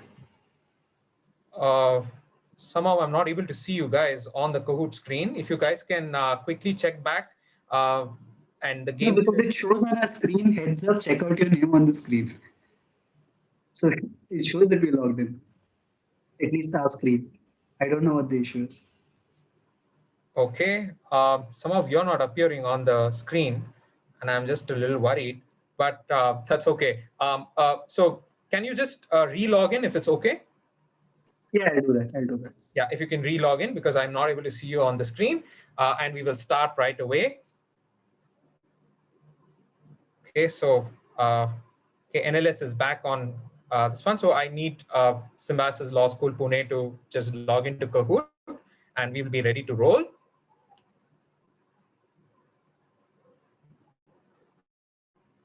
Okay. SLS Pune, if you guys are ready. Okay, I have you guys ready, and I close the this one, and I will start off with the Kahoot round. I'll share the screen with all of you. All the best. The last round is 10 questions on Kahoot. We will get to know who the grand finale champions of ConQuest 2020 are. All the very best, all the teams. Your first question coming up on the screen now. 3, 2, 1. First question. Fill in the blank with a festive name. In 1929, Lord Irwin, 30th Viceroy of India, made a declaration that India would be granted dominion status in due course. This declaration is also popularly known as the Dash Declaration. Fill in the blank with a festive name. Is it Dasara, Deepavali, Holi, or Eid? Dasara, Deepavali, Holi, or Eid? The Lord Irwin's declaration is also popularly known as the Dash Declaration. Deepavali was the right answer. And we thought, we know that it would be a googly question for the teams, considering it is Dasra. This is called the Deepavali Declaration. And the 3 teams who cracked that, fantastic. So we have NUJS, NIT, Jamshedpur, JLC, Mumbai, and Hindu College and NLS yet to open their account on the Kahoot screen. Next question, get ready teams, on your screens coming up now. Fill in the blank. This is a tweet from Dr. Shachi Tharoor. Dear Sadiq Khan, a statue of Dash still stands mere 100 meters from Downing Street, a memorial to a ruthless, dishonest, unprincipled leader of an unregulated, corrupt corporation that oversaw India's plunder and loot. Is it Robert Clive, Cecil Rhodes, Elihu Hale or Thomas Rowe? Who is Shashi Tharoor referring to? And the image of the statue is also shown to you, which is about 100 meters from Downing Street. And that is how Shashi Tharoor goes on to explain. Robert Clive is the right answer, and being the Governor General of the East India Company, he's known to have plundered our country, and it's all housed in his present-day castle, which I think is open for public to see, which is Robert Clive is the right answer. And with that, we have NIT Jamshedpur, who's taken up the lead, followed by GLC, SLS Pune, NUJS, and Hindu College in the top 5. The next question coming up on the screen now, get ready all of you. What events that happened in the mid-20th century are the subject of the documentary Prosecuting Evil, the extraordinary world of Ben Ferencz, right? Is it the Rosenberg trials? Is it the Sam Shepard trials? Is it the Tokyo trials or the Nuremberg trials? This is a documentary about Ben Ferencz, and 8 of you cracking it spot on. This is the Nuremberg trials, and he was one of the chief prosecutors of the one among the 8 Nuremberg trials that happened. This is a story about him. The documentary is about the Nuremberg trials and the specific details of it, which he prosecuted. That's the right answer. And with that, we have NIT Jamshedpur, who's having a slim lead over GLC, SLS Pune, followed by Ramjas College and St. Stephen's in the top 5. Anybody's game. We are 3 questions down. The next question on your screens now. This Google Doodle honors the founder of the National School of Drama. Which township did she establish for the migrants? Is it the Balabgarh? Is it Ghaziabad? Is it Faridabad? Or is it Gurugram? This Google Doodle honors the founder of the National School of Drama. Which place did she establish, township did she establish for migrants? Is this Balabgarh, Ghaziabad, Faridabad, or Gurugram? And you can see the total Google Doodle here.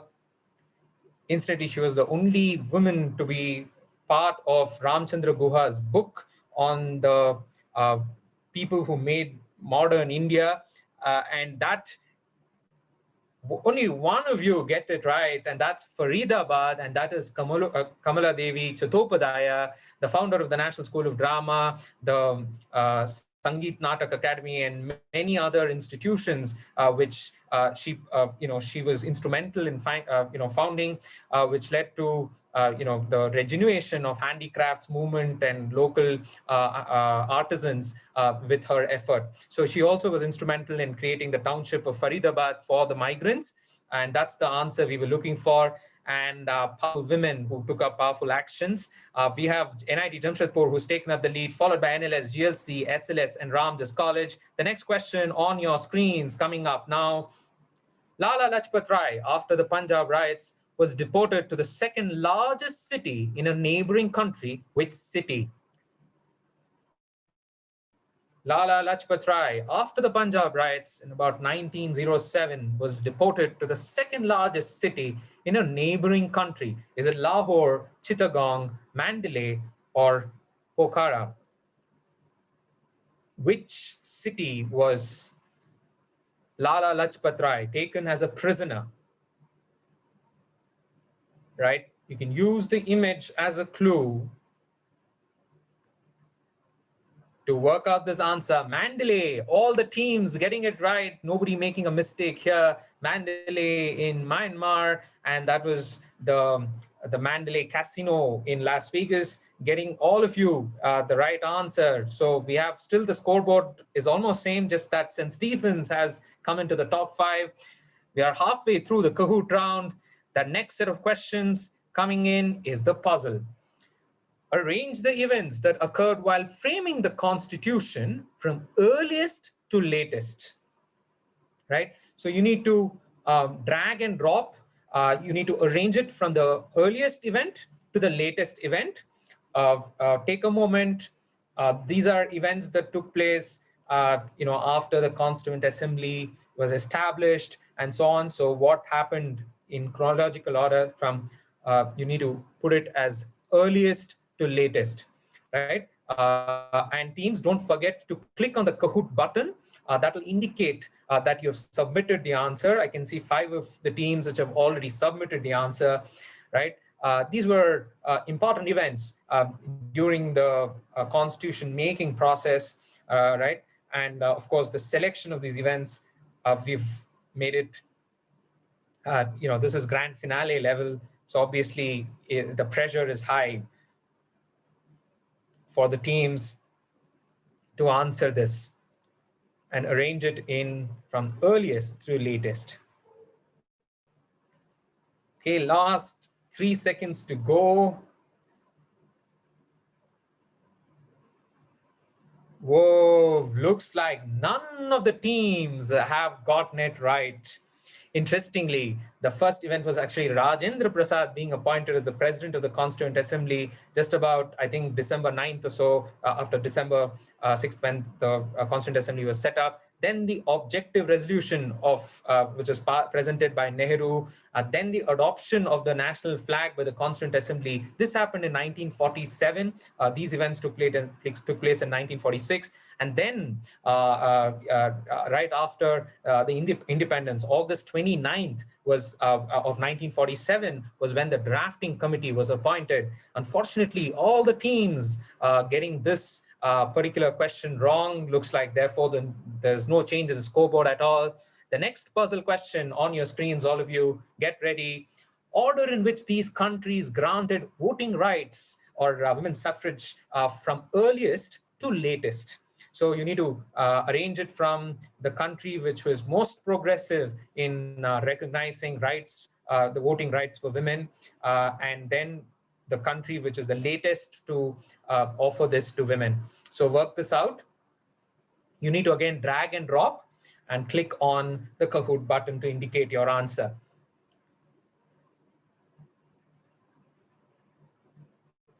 Last 30 seconds to go.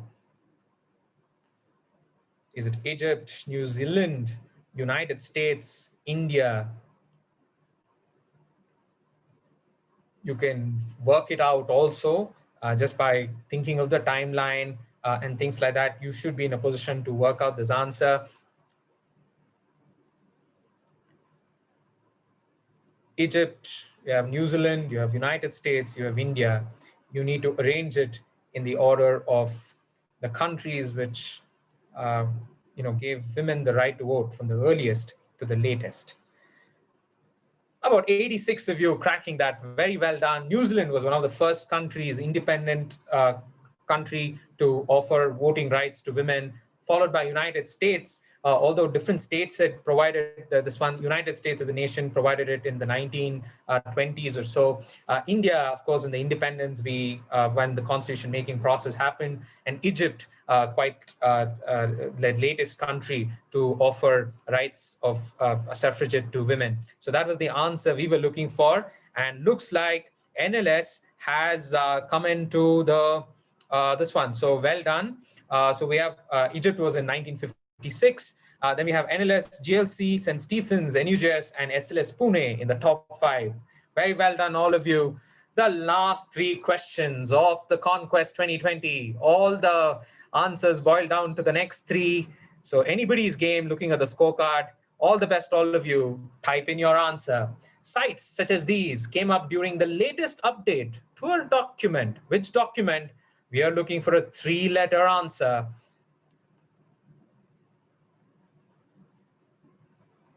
We are looking for a 3-letter answer. Sites such as these came up during the latest update to a document. Which document? A 3-letter answer is what we are looking for. As teams think and try to answer it.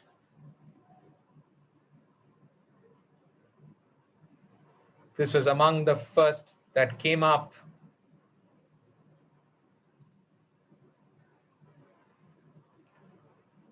Okay.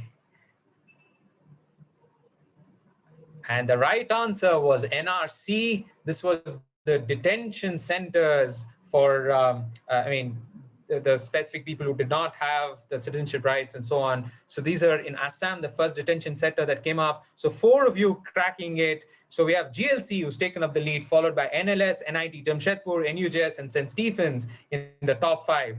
The last 2 questions of the quiz coming up. Here comes, all of you, get ready. Type in your answer. What movement with a 3-word name was kicked off by this man's acquittal in the year 2013? We are looking for a 3-word answer. The number of letters is provided for you to work out this answer. It was an acquittal of this man that you see in the image that led to a movement. 3-word answer, 3 answers that we've received. This is the penultimate question of the quiz. And a lot of pressure on the teams Raghav, to there's a work out this typo. Is answer. there any possibility of a correction? Unfortunately, Shrija, I'm extremely sorry. We had put out Can you some please, typo. I know, but can you please consider this? It just was a typo of O instead of I. Can you please consider this? Raghav, I'm so sorry. I'm really sorry, but this is, you know what, we've tried to make it as foolproof as possible. Not in a position to do for now, but let's look at the last of the quiz as we end. We have GLC Mumbai, NLS in the second place, SLS, NIT Jamshedpur and Ramjas College. The last question of the grand finale of So we are ConQuest not on 2020. a call. We lost the WhatsApp call. Can you please be on hold? Okay, so the last question, we are just waiting for you. If you can just quickly get on to Shrija. Yeah, just a minute. Are you guys on call?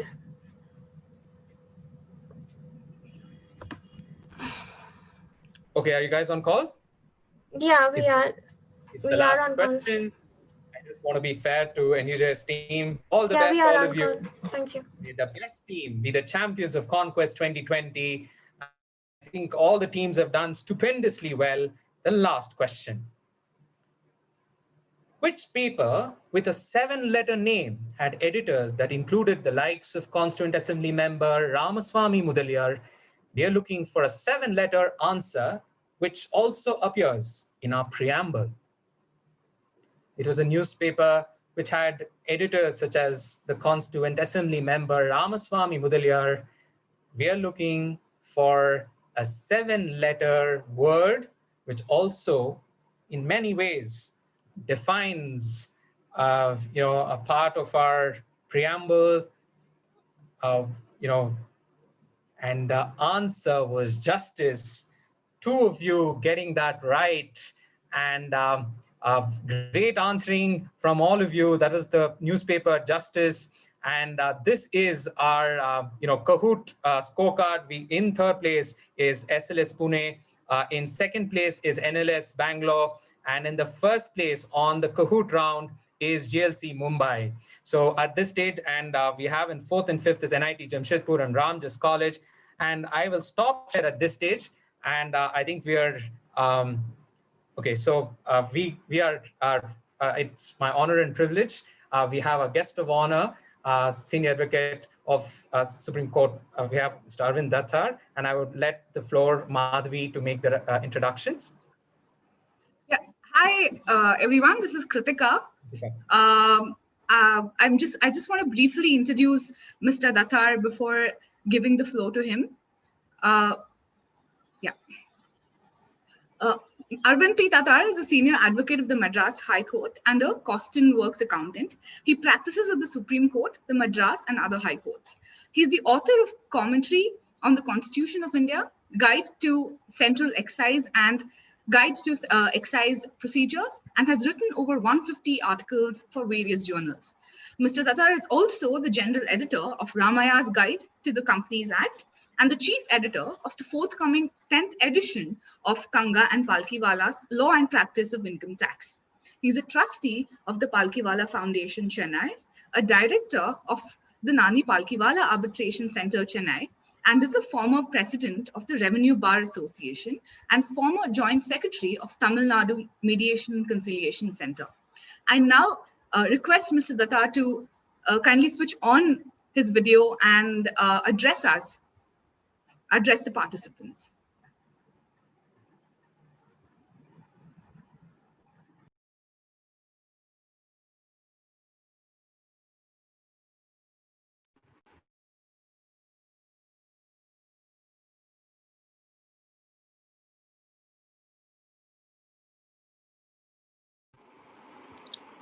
Can you see me? So we can hear you. Could you just switch on your video?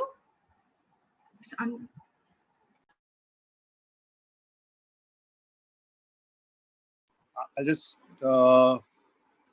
one second. I don't know why one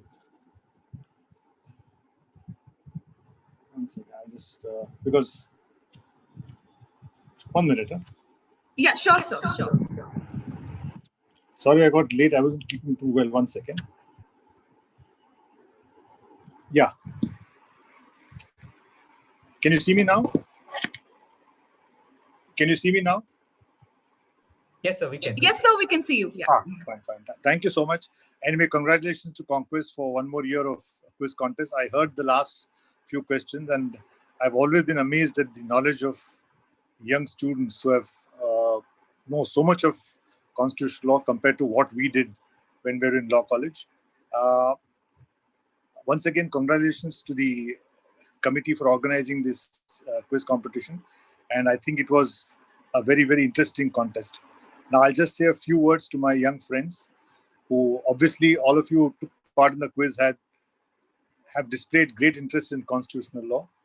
As you grow ahead, as you grow in your professions, I would sincerely request as many of you to take practice and not stick to corporate jobs. Try to practice in courts. We require very good young lawyers in the years to come. And no matter what subject you take up, I would request you to keep your interest in constitutional law. Read Seedwise book, read interesting articles on constitutional law, keep abreast with the Supreme Court cases from time to time. We have, in the recent past, there have been very, very important judgments, which I hope you read and study and understand. We've had the privacy judgment, which is a very important thing. We have the Supreme Court has recognized privacy as a new fundamental right. It's not anywhere in the Constitution, but they say that privacy is a right which permeates all through Part 3. So the entire reasoning of a new right created by the Supreme Court is important. You had the important judgment on 377. You had the important judgment on the issue on Part 13 on interstate trade and commerce. As we grow ahead, we will be looking forward to very important judgments on the Sabrimala case, on the importance of equality. We're going to have discussions on constitutional morality. There are very many important things on retrospective legislation. So the years ahead are going to be very interesting. I hope many students take interest in the subject. And while I'm on the speaking to you, I would sincerely request you to keep writing as much as you can on constitutional law. Any interesting point you realize, please write. There are so many blogs, there are so many web editions and so on. So please keep writing. Thank you so much. Wish you all the best. Is there any question I can answer? If I'd be pleased to take it. If any student wants a question to take. Yeah. Yeah, if there are any of you who would want to ask Mr. Datta any questions, please raise your hand or. I hope it's not tough like a quiz contest. Not at all. Yeah. So I have quite an unconventional question, if I may ask you. Yeah, anything on your career, whatever you want, you can ask me. Yeah. It's not on my career. I wanted to ask. So I saw the Bad Boys Billionaire where you were featured recently. Okay. So if you could tell about how was that and how was your case experience in that? Because I was really intrigued because not many lawyers come for that, and it was really nice to see you give that insight. So just more about it. Yeah, that was Bad Boys Billionaire was one of the series. I think I don't watch Netflix, but I saw it for the first time. As you know, once you become a lawyer, you'll have no time for Netflix. You'll have all the time will go off in practice. But yes, that was a very important case. I think in the history of India, it was the biggest case involving commercial fraud. And not many people know that because of SEBI and because of the court proceedings, we were able to recover as much as 19,000 crores from this particular company. It was basically I can't call it a fraud in the sense that it was a case where he said that he has collected money as a private placement, and we said it's not a private placement but a public issue. And what took interesting thing was, where is the money? That's a big question, because he says he's refunded to the investors. So that's the big question mark. If he has refunded, where was the money to refund? And that last question remains to be heard by the Supreme Court. Maybe once they start physical hearings, we'll hear that case. But I thought that the documentary was quite well made.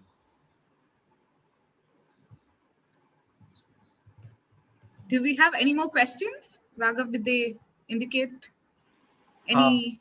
May I, if that's okay? Sure. Good evening, sir. Honestly, it's a privilege to be before you, and we were really excited that you're the sponsor.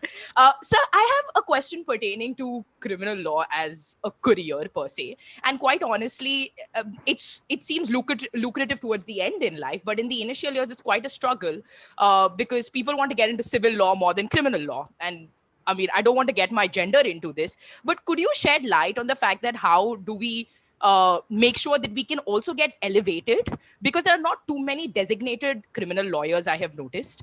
So if you could tell us that how does a female exactly go ahead and make a career in criminal litigation? Yes. Thank you. I've been earlier also, I've been encouraging people to go into criminal law because most people tend to go into quote unquote corporate law, or they all want to do mergers and acquisitions and so on. But the very important branch is neglected, which is criminal law. I told a student from Nalsar, I said, you please specialize in criminal law. And he did take my advice. And now he's one of the brightest young people in the criminal side, Mr. Aditya Wadhwa. A very young chap. He's already got 3-4 juniors. And he took this advice to heart and done very well. Now, since you mentioned that about a female lawyer. Well, gender, though we'd like to believe it's equality, but it is slightly more difficult for a lady, in particular in criminal law, because you have to interact with the police and so on. I would advise you, first thing, let's say, suppose you're from Maharashtra, suppose, and then you want to practice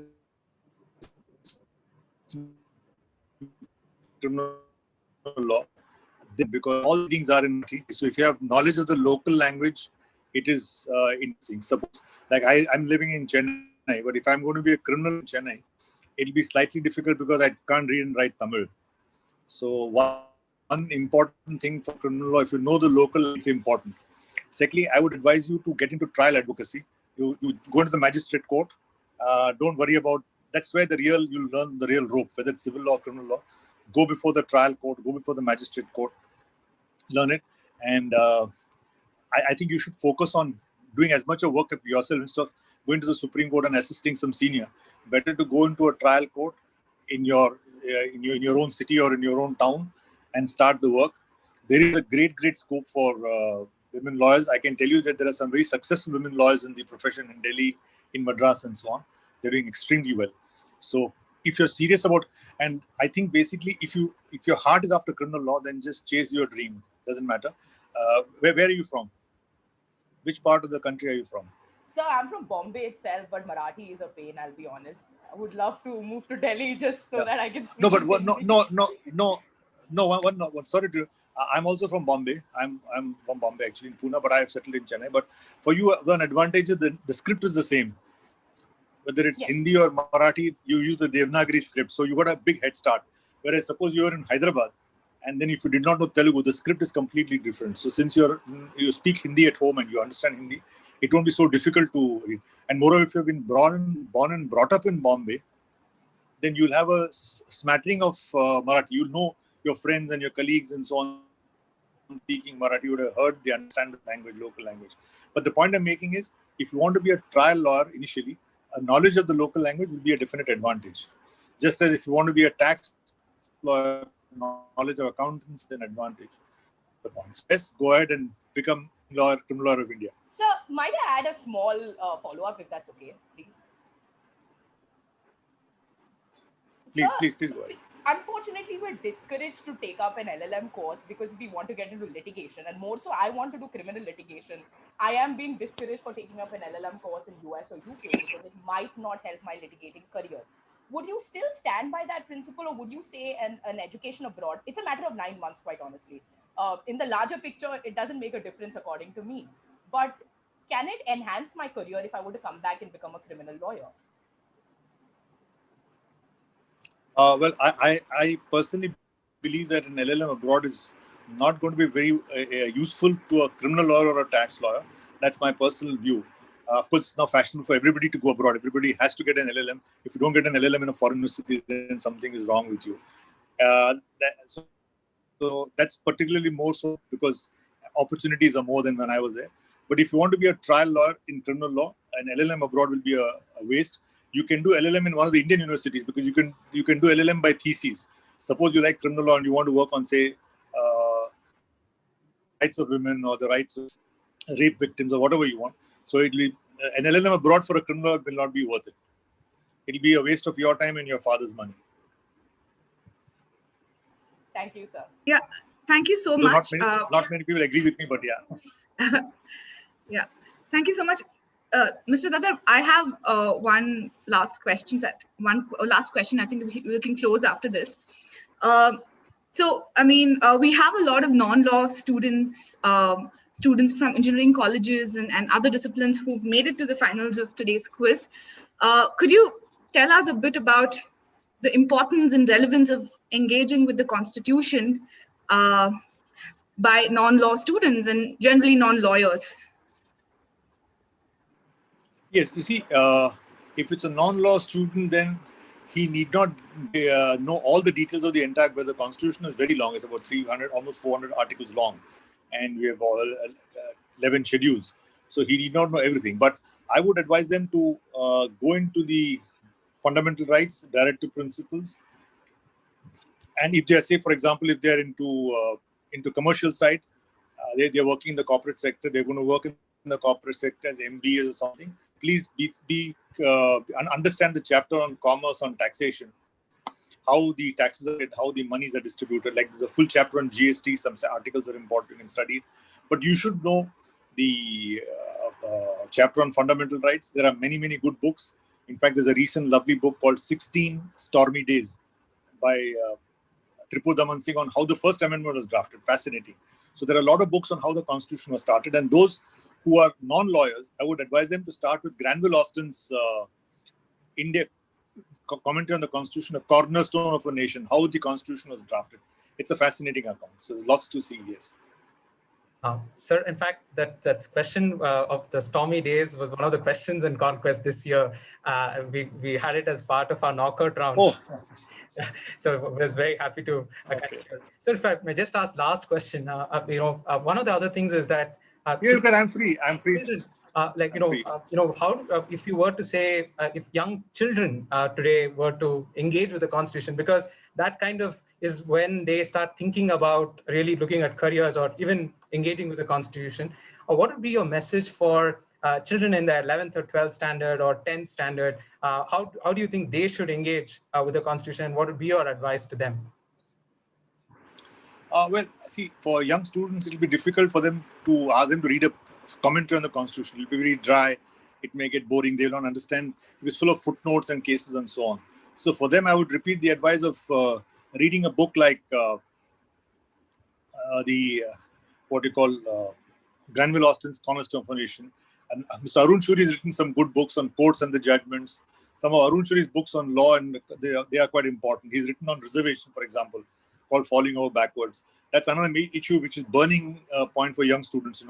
Where do you draw the line? Because you must help the people who are not so fortunate, but at the same time, can reservation cross 50%? Right now, I'm engaged. It's coming on Tuesday, the Maratha reservation case. Can you cross the 50% limit? So all these things will be interesting to students when they grow up.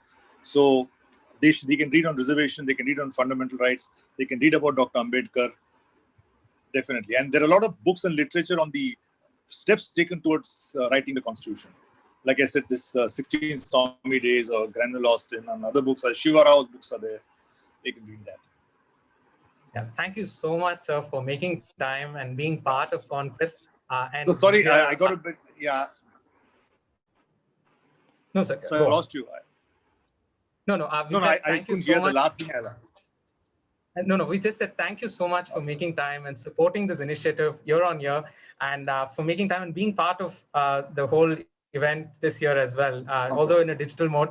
Yes. Very thank you. And we just wanted a group photo with everyone. So all of you, if you can just switch on your videos and we can take a photo with Mr. Datta and for making, for being part And of I this. must apologize for being slightly late. No problem, sir. I think just about when the quiz ended, you were here to address all of us. Thank you so much. If all of you can switch on your videos, yeah. And a thumbs up would be great. If all of you can do a thumbs up as we sign off from this year's ConQuest 2020. Yeah, best wishes to all of you.